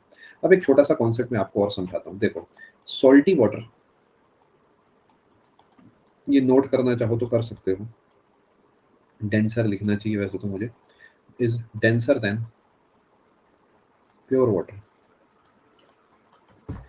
फैक्ट है तो सही बात है। इसी वजह से जब एक जहाज नदी को छोड़कर, पेंथिन है, हाँ कोई बात नहीं, ऐसी नोट कर लो, नदी को छोड़कर समुद्र में जाएगा तो क्या होगा, समझने की कोशिश करते हैं।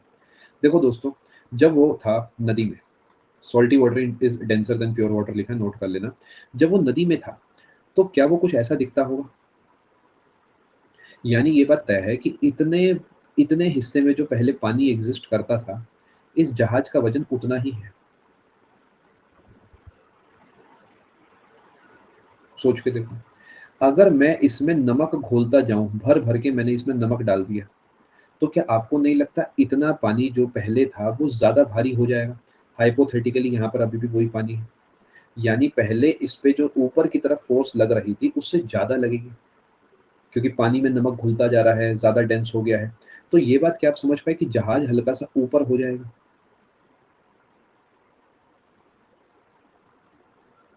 तो जब एक आपका जहाज जो है वो रिवर वाटर से ओशियन में आता है, ये समझ लेना रट्टे मारने वाली चीज नहीं है, तो वो हल्का सा ऊपर हो जाता है। क्या आपको ये बात समझ आई?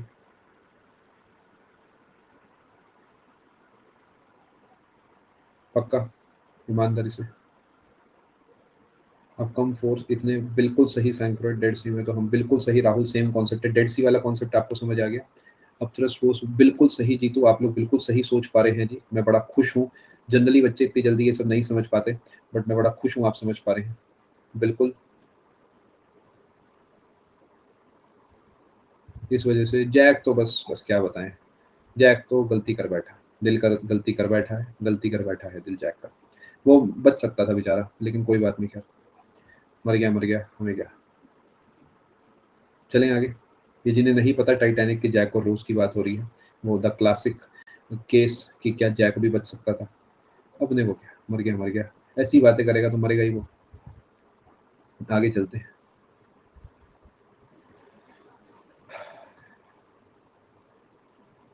वो मरना चाहती थी, वो बच गई। ये जीना चाहता था, ये मर गया, यही जीवन के असूल हो रहे हैं, बताओ। वो मरने चली थी, वो बच गई एंड में। ये जीने गया था, मर गया, बताओ, दोनों दुखी। खैर आगे चलते हैं। क्या यहाँ तक की कॉन्सेप्ट आप समझ पाए? इसी तरीके में आपको एक और आइसबर्ग वाला कॉन्सेप्ट समझाता हूँ। आइसबर्ग के बारे में आपने सुना होगा कि आइसबर्ग का थोड़ा सा ही हिस्सा पानी के बाहर होता है। इसका भी यही कॉन्सेप्ट है, क्योंकि आइस और वाटर की डेंसिटी में कोई खास फर्क नहीं होता। मैं इसे ऐसे ना शेप देने से बढ़िया थोड़ा और देसी तरीके बनाता हूँ और अच्छा समझ आएगा। तो आइस ऑलमोस्ट इतनी पानी में डूब जाती है, क्योंकि इनकी डेंसिटी में कोई खास फर्क नहीं होता। समझ पा रहे हो ना मैंने ऐसा क्यों बनाया है? क्योंकि इतने वाटर का जो वेट है वो इस आइस के बराबर है। क्या आप मुझे ये बात बता सकते हैं कि अगर ये पूरी बर्फ पिघल गई तो क्या ये एग्जैक्टली पर्पल वाले डब्बे में आके बैठ जाएगी? हाइपोथेटिकली अगर ये बर्फ पिघल गई तो पर्पल वाले डब्बे में आगे बैठ जाएगी। तो इससे ये भी आपको सीखने को मिलता है कि पानी का लेवल चेंज नहीं होता। इफ, ये नोट कर लेना जी, एसएससी का क्लासिक सवाल है। If ice floating on water melts, no change in level of water। ये याद कर लेना, नो चेंज, कोई चेंज नहीं होता, रट्टे मार के चले जाना। अगर समझ में नहीं भी आया है तो याद करके घोट के पी जाओ,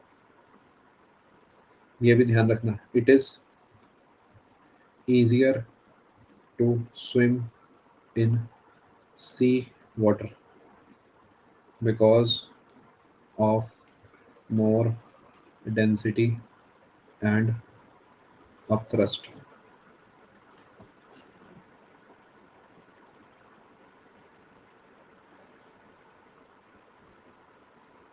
क्या यहाँ तक की मेरी बातें आप समझ पाए हैं? बिल्कुल रहेगा, सी वाटर की जगह आप सॉल्टी वाटर लिख सकते हैं।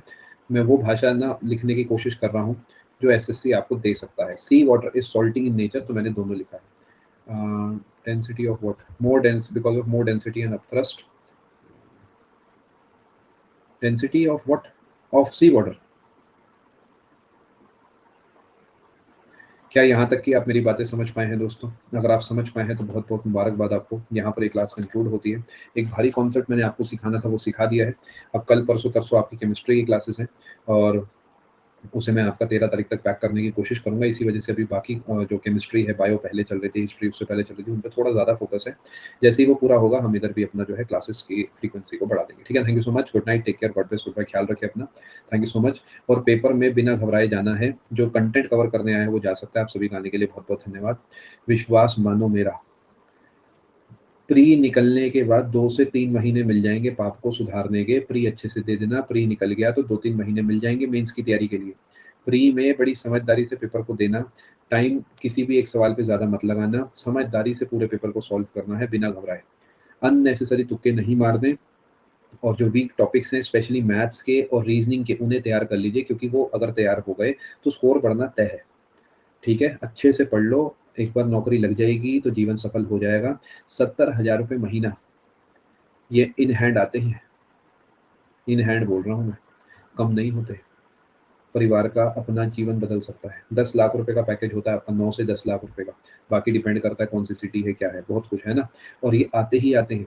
इसमें ऐसा कुछ नहीं होता कि अरे टारगेट पूरा नहीं होगा तो ये होगा, कुछ नहीं। आखिरी दिन सुबह मैसेज आता है, सारी मेहनत सफल। पूरे जीवन मेहनत करते रहिए। आज के समय में बहुत ज़्यादा पैसे होते हैं 70,000 रुपये महीना। आप कभी प्राइवेट नौकरी करेंगे या करी होगी तब आप समझेंगे 70,000 रुपये की कीमत क्या होती है। ऑब्वियसली आपका एक दो दोस्त जरूर होंगे जो 1-1.5-2 लाख रुपये महीना कमाते होंगे, उन्हें छोड़िए। आप ऑन एन एवरेज बात करिए, तब आप समझेंगे उनका जो स्ट्रेस है, उन्हें जितना सहना पड़ता है उस 1-1.5-2 पेटी के लिए, वो आप नहीं देखना चाहते। ना ही मैं चाहता हूँ वो आप कभी देखें। ऐसा पैसा बिल्कुल बेकार है। मेहनत करिए, हो सकता है, ज़रूर हो सकता है सिलेक्शन। आप बाकी चीज़ों का रिवीजन कीजिए प्रिया जी, एक आध चीज़ छोड़ के जानी है छोड़ जाइए, कोई फ़र्क नहीं पड़ता।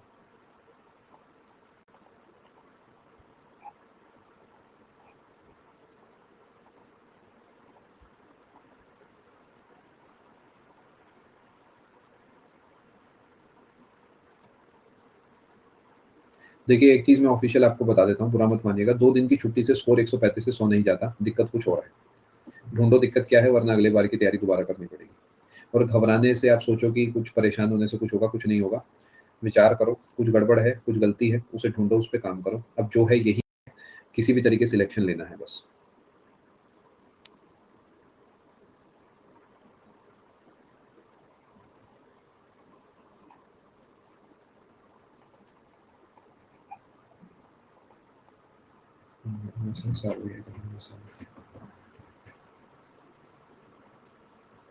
Actually, I'm not very sure about the provisions of this MSS right now। बहुत पहले की बात है, 18-19 की, 20 की, जब मैं इस चीज़ से थोड़ा टच में था, बिकॉज द बैंकिंग सेक्टर में पढ़ाता था मैं अपना, बैंकिंग कैटेगरी में। इधर भी काफ़ी समय से पोर्शन नहीं पढ़ा है, you will have to check it online. I think RBI can also buy, but I am not very sure. वो ओएमओ में है शायद, ओपन मार्केट ऑपरेशन में बाय वाला फीचर, एक बार आप प्लीज चेक करिएगा। Maybe it is there, maybe it is not, I am not very sure, अभी मैं रिकॉल नहीं कर पा रहा हूँ। और जनरली आरबीआई के पास सिर्फ एक टूल नहीं होता है। If it has to increase money flow, it has various other tools like repo rate, reverse repo rate, CRR, SLR, OMO, बहुत सारी और चीजें होती हैं। So if it is the case as you have written, it might, RBI might make use of some other thing, but I'm not very sure if this is right or not। एक बार आप check करिएगा please. बिल्कुल वैभव। और बड़ा मुश्किल है वैभव, बड़ा मुश्किल है। अभी तो देखिए आप लोग कर पा रहे हैं, आपके भैया जो हैं कर पा रहे हैं। आज से 15 साल बाद करने का मन होगा क्या इतना struggle? I am not saying he is doing something wrong, ऐसा नहीं है। हो सकता है वो उसमें बिल्कुल खुश हो, बट हमें सुकून चाहिए, we need time for life, है ना? तो वो समय चाहिए कि मम्मी-पापा के साथ कभी कहीं घूमने का मन है, लगा दी 5 रील, निकल गए आगरा घूमने, देखा है मंदिर-वंदिर, या फिर ताजमहल देखा है, फिर से घूमने का मन है, भीमबेटका चले गए, फिर से घूमने का मन है, चलो नैनीताल चलते हैं। इतनी छुट्टी देती है सरकार जीवन जीने के लिए।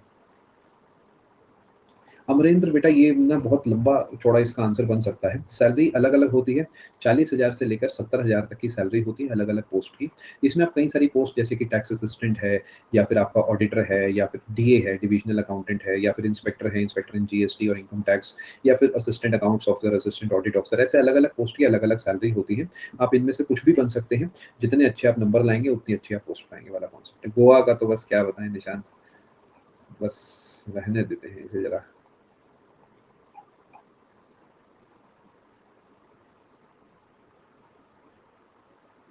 आप एक बार इंटरनेट पे प्लीज़ चेक करिएगा श्रेया, ठीक है, इस चीज़ को। मैं आपको एक बात बताता हूँ, जो भी क्लास में बचे हैं वैसे तो मैंने सबको भेज दिया है। जिस दिन आपकी नौकरी लग जाएगी ना, जिस दिन आप पहली बार उस दफ़्तर में जाएँगे जिसका आपने सपना देखा है, या जब आप ट्रेनिंग पे जाएँगे, मैं आपको गारंटी देता हूँ, इस क्लास की लिंक को कॉपी करके रख लेना। उस दिन एहसास होगा कि अरे यार! इतनी मेहनत नहीं करी थी जितना सुख यहाँ मिल रहा है। ट्रस्ट मी, देख लेना। जो आराम होता है ना कि आप ट्रेनिंग पे गए हैं, जब आप आए हैं तो वहाँ के जो भी कंटिंजेंट है या जो स्टाफ है उन्होंने पहले ही आपका पूरा रूम साफ करके रखा हुआ है। पानी की बॉटल्स भरी हुई हैं, चद्दर-वद्दर सब लगी हुई है बढ़िया से, वॉशरूम एकदम क्लीन है, पूरे रूम की सफाई हो रखी है। आप टेबल टेनिस खेलने जा रहे हैं, बैडमिंटन खेलने जा रहे हैं, बैडमिंटन के अलग से शूज़ पड़े हुए हैं आपके लिए, जिससे कोर्ट खराब नहीं होगा। बिलियर्ड्स खेल रहे हैं, पूल खेल रहे हैं, जिम अंदर ही बना हुआ है। साइकिल्स आपके लिए हैं कि आपको चलिए साइक्लिंग करके आनी है, बाहर आप जा रहे हैं, आप आ रहे हैं, जा रहे हैं, गार्ड आपको सैल्यूट कर रहा है। अभी आप लोग समझ नहीं पा रहे हैं कि आप किस चीज़ आपको क्या हासिल होता है नौकरी लेके। अभी आप लगिए तो सही एक बार, तब आप समझिए। श्रेया, खेलने को मिलेगा नहीं, खेलने के पैसे मिलते हैं। आप ट्रेनिंग पे हैं ना, सैटरडे संडे खेलिए आराम से। इनडायरेक्टली आपकी तनख्वाह चल रही है। सोच के देखो, आपने 4,000 रुपए कमा लिए टेबल टेनिस खेल के या फिर कुछ ना करके, क्या जाता है? आप लगिए तो सही। हिमांशु, देखिए कहाँ गलती आ रही है। इस पॉइंट पे सबसे ज़्यादा ज़रूरी सेल्फ एनालिसिस है। कुछ गड़बड़ आप ज़रूर कर रहे होंगे, सिली मिस्टेक्स है, ऐसा कुछ भी उन्हें मत करिए। Do not spend much time on a single question. थोड़ा-सा खुद देखिए कहाँ गड़बड़ आ रही है, उस पे आप काम करिए। अरे! बहुत बढ़िया जीवन है।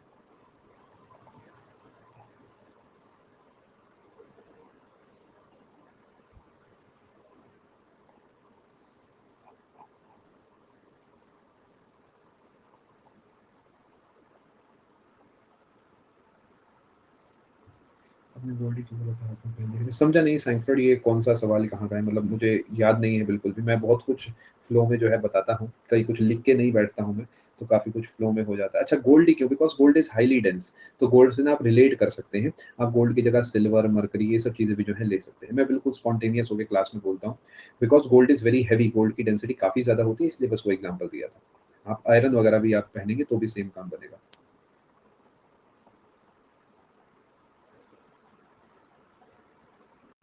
Shreya, see RBI is not a profit making bank. RBI का जो काम है, जो आपने बिल डिस्काउंटिंग वाला डाउट लिया था उसके रिगार्डिंग आंसर कर रहा हूँ। आरबीआई का काम प्रॉफिट मेकिंग नहीं है, आरबीआई का काम है to maintain the monetary policy and liquidity in the market. So if it feels that you need to have a right, आपको लगता है कि आरबीआई को लगता है कि इस चीज़ की नीड है, तो वो उस चीज़ को अलाउ करता है। It's simply is to maintain, या for maintaining liquidity in the market बस। बहुत कुछ आरबीआई ऐसा करता है जिसमें आरबीआई का फ़ायदा नहीं होता, और बस वो इसलिए करता है क्योंकि देश सही से चलता रहे, क्योंकि आरबीआई का यही काम है। कुछ लोग ऐसे होते हैं जो फर्स्ट में इंटरेस्ट आर्न हो गया, देखो सागर, मैं आपको बताता हूँ पॉसिबल है, लेकिन उसके पीछे क्या लगा है वो कोई नहीं आपको बताता। मैं आपको एग्जांपल देता हूँ, मैं ये इंसान हूँ जिसकी आप बात कर रहे हो। मैंने अपना पहला अटेम्प्ट दिया था 2016 में, सीजीएल का क्लियर करा था। इसी के साथ, साथ का मतलब समझ रहे हो, आज मेरा ये पेपर है, 10 दिन बाद दूसरा पेपर है। मैंने पीओ का भी पेपर दिया था, आईबीपीएस पीओ, वो भी मैंने क्लियर करा था। लेकिन आपको पता है क्या चीज़ मैंने आपसे छुपाई है? वो ये है कि मैं स्कूल टाइम से आज तक पढ़ाई में अच्छा था। तो आपने भले ही क्लास में ना समझा हो, मैंने समझा था। तो वो जो लोग आपको कहते हैं ना 1 साल में मैंने क्लियर कर दिया, वो वहाँ पर ये नहीं बताते कि क्या लगा। मैं स्कूल टाइम से अच्छा था, ये था, वो था। बहुत कुछ ऐसा है जो आजकल बच्चे, जो जब सिलेक्शन हो जाता है तो वो नहीं बताते। वो वहाँ पर ये शो करना चाहते हैं they have an extraordinary mind, nobody has an extraordinary mind, I will be very practical. अगर हम पे वो एक्स्ट्राऑर्डिनरी दिमाग होता तो हम आईआईटी में कुछ साइंटिस्ट वगैरह बन के बैठे होते, कोई बहुत बड़े प्रोफेसर बन के बैठे होते।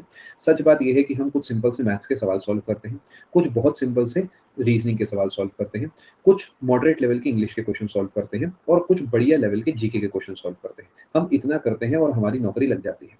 अगर आपको सच में देखना है ना हार्ड चीज़ क्या होती है, आप एक बार आईआईटी के पेपर खोल के देखो, आप यूपीएससी के पेपर खोल के देखो, आप आरबीआई ग्रेड बी का पेपर उठा के देखो, आप स्टेट पीएससी का मेंस खोल के देखो, आपको समझ आएगा डिफिकल्टी क्या होती है। SSC is not that tough, it is simply कि कंपटीशन बहुत ज़्यादा है। सौरभ इंपॉर्टेंट नहीं है। क्या मुझे बताओ सागर सॉरी, क्या इस आंसर का आपकी लाइफ में कोई रेलिवेंस है कि एवरेज ऑन एन एवरेज लोग कितने में क्लियर कर देते हैं?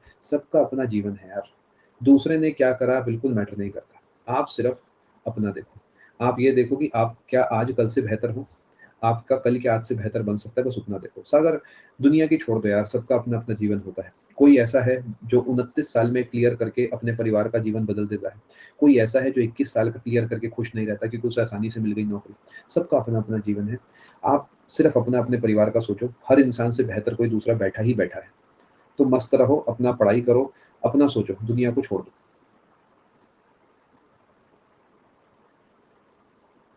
बट आरबीआई 1000 का 900 में बट 10% नहीं होंगे। श्रेया, ऐसे नहीं सोचा जाता इकोनॉमिक्स में, हम टाइम वैल्यू ऑफ मनी को भी देखते हैं। कोई चीज़ पहले आ गई, हम ऐसे भी सोचते हैं, कोई चीज़ पहले आ गई तो इट इज़ इक्वली वेल। आजकल ना सब सक्सेस को टीवी पे दिखाते हैं, टीवी एज़ इन आपके लिए वो यूट्यूब है। उसके पीछे जो लगा है वो उन्हें सच बताना चाहिए, वो सच नहीं बताते। सब लोग आके कह देते हैं कि बस हो गया, नहीं, ऐसा नहीं है। मैं स्कूल टाइम में 10th क्लास की बात कर रहा हूँ, हफ्ते में कम से कम 5 से 6 दिन मैं रोज़ 5 से 6 घंटे मैथ्स के क्वेश्चन सॉल्व करता था। मैंने स्कूल टाइम में पूरी आरएस अग्रवाल कर रखी है, टुगेदर विद कर रखी है, ये यू लाइक के जो पेपर्स आते हैं ये सब कर रखे हैं, एनसीईआरटी कर रखी है। मैं मेरे को मैथ्स का जो बोर्ड का पेपर है उसमें 10 दिन की छुट्टी मिली थी। मुझे जहाँ तक याद है मैं 7 टाइम्स एनसीईआरटी करके गया था। अब आप बताओ क्या ये जायज़ है कि आप और मैं कम्पीट करें? क्या जब हम दोनों कहानी अपनी सुनाने बैठे तो क्या मुझे हक है ये कहने का कि नहीं मैंने तो अभी तैयारी शुरू करी है? नो, मेरी तैयारी स्कूल से ही शुरू हो गई थी इनडायरेक्टली। मुझे नहीं पता था, आपको नहीं पता था, बट वो तैयारी शुरू हो गई थी। मुझे नहीं पता था कि उस दिन मैं मैथ्स की तैयारी एसएससी के लिए यूज़ करूँगा, बट मेरी हो गई थी। मैंने 10th का जो बोर्ड था मेरा उसमें 1-2 नंबर का क्वेश्चन छूट गया था। समझ रहे हो ना? वो उस समय क्या होता है 2-2 नंबर, 3-3 नंबर, 6-6 नंबर, 1-1 नंबर ऐसे करके सवाल आते हैं। मुझे पता ही नहीं लगा कब छूट गया। मेरे 98 थे मैथ्स में। सेम यही गलती मेरी उसमें हुई 12th में, 5 नंबर का छूटा, मेरे 95 थे मैथ्स में। अब बताओ हम कैसे कम्पीट करें? अब अगर मैं एक सिलेक्टेड पर्सन हूँ तो मुझे ये बताना चाहिए कि मेरी तो मैथ्स शुरू से ही अच्छी थी, बट बच्चे नहीं बताते आजकल। कोई बात नहीं, खैर। अभी नहीं पढ़े बैठना, अभी अंशिका अच्छे से कोर्स को पूरा करो। आपने बड़े अच्छे टाइम पे तैयारी शुरू करी है। एक तो ना सिर्फ सीजीएल नहीं देखना, आपने हमने सीएचएसएल एमटीएस को छोटा पेपर नहीं मानना। 22-23 की उम्र में या 20 की उम्र में अगर आप 35,000 के इंसान बनते हैं, मैं उसे कम नहीं मानता। ठीक है? आप क्या करें, अभी के लिए सीएचएसएल, एमटीएस वगैरह पे फ़ोकस करें। अगर आपने 12th पास करी तो शायद आप अभी एलिजिबल नहीं होंगे, अगर आप 18 से छोटे हैं तो देख लीजिएगा बाकी। अभी के लिए आप सीएचएसएल, एमटीएस पे फ़ोकस करें। अच्छे से एक बार सिलेबस को लगाएँ, करंट अफेयर्स बाद में लगाएँ। अपने एजुकेटर चूज़ कर लीजिए और अच्छे से उनके कोर्सेज़ को लगा के नोट्स बनाइए। आपने बहुत अच्छे टाइम पे तैयारी शुरू करी है और मैं बड़ा हैरान हूँ और खुश हूँ कि जिस लेवल के कमेंट्स आप क्लास में करते हैं वो काबिल-ए-तारीफ़, बड़े समझदार कमेंट्स हैं। तो कीप इट अप, इसे मेंटेन करें और बस मेहनत करते रहिए ईमानदारी से, अपने आप से कभी धोखा मत रखिएगा तैयारी में। पहली बार में हो जाना चाहिए। पहली नहीं तो दूसरी बार हमेशा है, कोई दिक्कत की बात नहीं है। हेल्सिंकी एज़ ऑफ नाउ अगले 2 महीने में मेरा ज्योग्राफी के कोर्स का प्लान नहीं है, तो आप बेटा रिकॉर्डेड कोर्स लगा लीजिए, ठीक है? आई होप जिस तरीके का आंसर आप सुनना चाह रहे थे एग्ज़ैक्टली वैसा मैंने आपको आंसर दिया है और आपके समय की कीमत मेरे समय से ज़्यादा मैं मानता हूँ, इसी वजह से मैंने आपको एकदम क्लियर बताया बेटा। आपका लॉस नहीं होना चाहिए कहीं पर भी। दोनों ही नहीं लगते बेटा। बड़ा जी तो एक कांस्टेंट है, यूनिवर्सल ग्रेविटेशन कांस्टेंट। छोटा जी तो एक्सेलरेशन है, ड्यू टू ग्रेविटी है। तो फोर्स तो दोनों नहीं है। हमारे ऊपर जो फोर्स लगता है ना वो हमारे mass into acceleration due to gravity के बराबर है। हमारे ऊपर ये फोर्स लगता है जो कि हमारे वजन मान लेते हैं हम 65 किलो के हैं, इनटू 9.8 मीटर पर सेकंड स्क्वायर, ये वाला फोर्स हम पे लगता है। बहुत अच्छी बात है जी, स्कूल टाइम में आपका स्कोर काफी अच्छा है, मैं देख पा रहा हूँ। Please suggest what kind of department classes for SSC exams so they average. See, Vaibhav, if you are talking about this SSC CGL 2023, as of now, what you can do is revise. ज़्यादा से ज़्यादा revise कीजिए, बाकी still अगर आप चाहें तो Lucent पढ़ सकते हैं, कोई नुकसान नहीं देगी, अच्छी किताब है। बट इसे डायरेक्टली पढ़ लेना बड़ा मुश्किल काम है। किताब बहुत अच्छी है बट इतना सारा डेटा है कि याद नहीं होता। है ना? तो वही है कि बिल्कुल पढ़ सकते हैं, कोई नुकसान नहीं है। एसएससी के प्रीवियस ईयर से गो थ्रू आप कर सकते हैं, बहुत फ़ायदा देगा पीवाईक्यूज़ एसएससी के। आपको किताब के फॉर्म में ऑनलाइन, ऑफलाइन कैसे भी मिल जाए, बड़ा फ़ायदा देंगे आपको ये।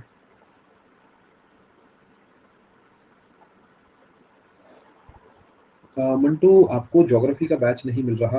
आप अगर मेरे हिस्ट्री के कोर्स में एनरोल्ड हैं तो उसके अपडेट सेक्शन में आपको एक लिंक मिल जाएगा, important courses for SSC exams का। आप उस पे उसे डाउनलोड कर लीजिएगा, पीडीएफ है, इनफैक्ट ये लिंक नहीं है। उसमें ज्योग्राफी के कोर्स का लिंक होगा। दूसरा रास्ता क्या है, आप अन अकेडमी पे प्रतियोगिता मंत्रा सर्च करेंगे, एसएससी एग्जाम्स नॉन टेक्निकल में, प्लस पे जाएंगे और फिल्टर को चेंज करेंगे कंप्लीटेड पे। थोड़ा सा स्क्रॉल करना पड़ेगा, मेहनत लगेगी 5-7 मिनट की, वहीं पे ज्योग्राफी का कोर्स आपको दिख जाएगा।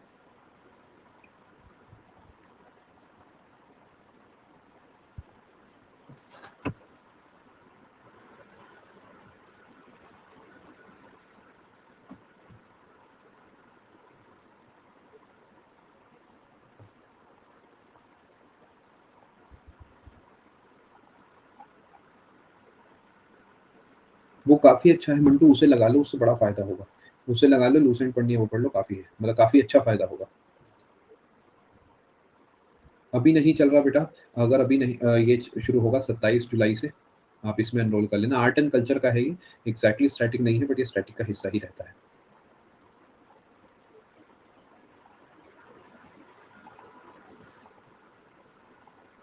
हम्म, ये फोटो ऐड करने का जो पर्पस था वो यही था कि थोड़ा, मैं जानता हूँ कि बोरिंग हो जाता है, इसलिए थोड़ा सोचा कि रिफ्रेश करने के लिए जो मैं खुद के लिए करता, वो मैंने आपके लिए करा। वैसे ओडिपस हम इसे कहीं भी पढ़ सकते हैं, बट मैं इसे आपको फिजिक्स में पढ़ाता हूँ, तो इसी कोर्स जिसमें आपने कमेंट भेजा है, डाउट भेजा है, इसी के अंदर आपको जो है ये पढ़ाया जाएगा।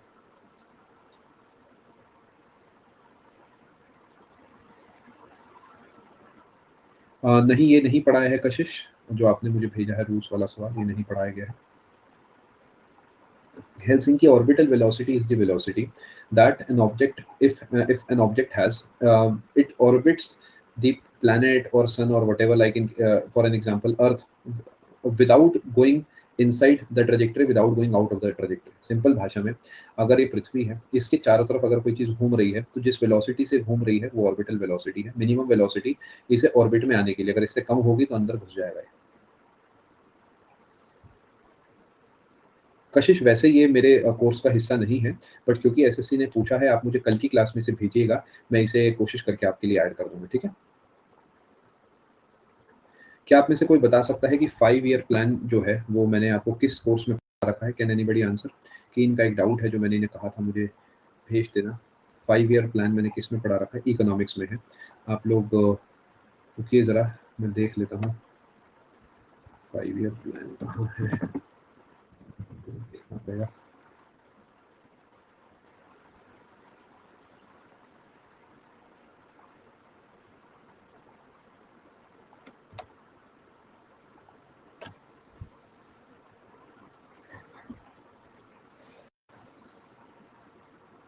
कोई बात नहीं, मैं आपको यही भेज देता हूँ 5 ईयर प्लान्स। जिसका भी डाउट है, कीन आपका डाउट है, मैं पूरी की पूरी फाइल यहीं पे अपलोड कर रहा हूँ इस डाउट के बाद। जिसे और भी किसी को पढ़ना है तो वो इस क्लास की पीडीएफ को डाउनलोड करके आराम से पढ़ सकता है, विदाउट एनोटेशन भी आप जो है कर सकते हैं। बाकी आपकी मर्जी है। रुकिए ज़रा, देखिए हमसे तो जितना बनेगा हम आपके लिए करेंगे ही, बाकी अल्टीमेट जिम्मेदारी तो बच्चे की खुद की होती है। मैं चाहता तो ना अपलोड करता, बट इस पॉइंट पे आप कहाँ ढूंढने में परेशान होंगे, तो सोचा कर ही देता हूँ। फाइल अपलोड कर दी है मैंने पूरी आपके लिए, आराम से पढ़ लेना। अब भी नहीं पढ़ोगे तो ऑब्वियसली आपको पता है किसकी गलती है। पूरी फाइल मैंने ऐड कर दी है इसमें।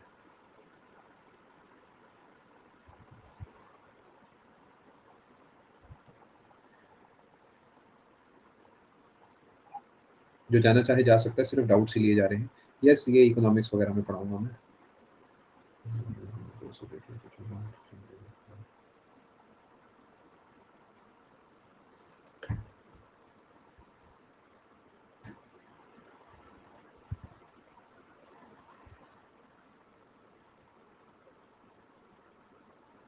देखो, इससे ज़्यादा हो नहीं सकता वैसे वैभव, ये काफ़ी है ऑलरेडी। बट किसी तरीके काम कर लो, इसमें रीजनिंग वगैरह थोड़ा सा ऐड कर दो। रीजनिंग इतना लंबा चौड़ा नहीं है, और इंग्लिश भी इसमें ऐड करनी चाहिए आपको। थोड़ा सा विचार करो फिर से। हिस्ट्री इस कैरेडल सिस्टम में मान के चलो, ये सब आप 15 घंटे में निपटाएंगे, ये थोड़ा लंबा चौड़ा काम है, ये भी आपका समय लेगा। प्रैक्टिस आप अच्छी कर रहे हो, नंबर सिस्टम 100% है वो। किसी तरीके, मुझे नहीं पता किस तरीके, बट आपको इसके अंदर web of reasoning at least add कर लेनी होगी। रीजनिंग ऐड करेंगे तो अच्छा रहेगा। रीजनिंग क्यों? क्योंकि जल्दी पैक होती है। 1 महीने में रीजनिंग पैक करिए। देखिए रीजनिंग कितने घंटे की है, जहाँ से भी आप पढ़ना चाहते हैं, फटाफट से उसे पैक करिए। देखिए 1 महीने में मान लेते हैं रीजनिंग आप टोटल 70 घंटे की कहीं देखते हैं, तो 2 घंटे डेली रीजनिंग ऐड कर दो। उससे फ़ायदा ये होगा by the end of July और से 15th ऑफ अगस्त आपका रीजनिंग भी पैक हो जाएगा। रीजनिंग की प्रैक्टिस भी इसमें ऐड कर देना और उसके बाद इंग्लिश को भी उठा लेना। ठीक है? चाहे वेब ऑफ थोड़ी-सी प्रैक्टिस कम कर दो, बट बाकी सब्जेक्ट्स को भी उठा लो। ये हेल्सिंकी उसकी पहली क्लास में ही आपको बताऊँगा। काफ़ी कुछ है, बट क्या-क्या है एग्ज़ैक्टली क्या-क्या नहीं है, ये अभी मैंने 100% प्लान नहीं करा है। क्या-क्या ऐड करना है वो तो मेरे पास लिखा हुआ है, मैंने पूरा बैठ के 2 से 3 घंटे जो है अपना दिमाग उस पे लगाया है। बट क्या-क्या नहीं है वो मैं आपको उसी समय बताऊँगा। नहीं, वो क्लासेस ऐड हो जाएँगी हेल्सिंकी, वो हमेशा का ही है मेरा। अभी के लिए मैंने बस कोर्स लाइव कराया है और क्लासेस वगैरह मैं ऐड करा लूँगा। ठीक है? चलिए दोस्तों, यहाँ पर इस क्लास को कंक्लूड करते हैं। मिलते हैं आप सभी से कल। आने के लिए आप सभी का बहुत-बहुत धन्यवाद। Thank you so much. God bless. Take care. Bye. Thank you. Web of ultimately चारों अपने ही बच्चे हैं, है ना? कुर्सी के ही आप ही की कुर्सी है जिसके चारों पैर हैं। अब मैं नहीं कह रहा कि इनमें से कुछ हटा दो, बट कोशिश करो कहीं न कहीं फिट करने की। देखो, लगाओ दिमाग। मैं नहीं कह रहा आप कम पढ़ रहे हो, बट क्या पता इससे ज़्यादा पॉसिबल हो। ढूँढो 1 डेढ़ घंटा डेली का निकालो कहीं से, हो पाएगा तो बढ़िया रहेगा। ठीक है? आप ही की भलाई की बात है। चलिए ऑल द बेस्ट आप सभी को। मिलते हैं आप सबसे कल। Thank you so much. Good night all.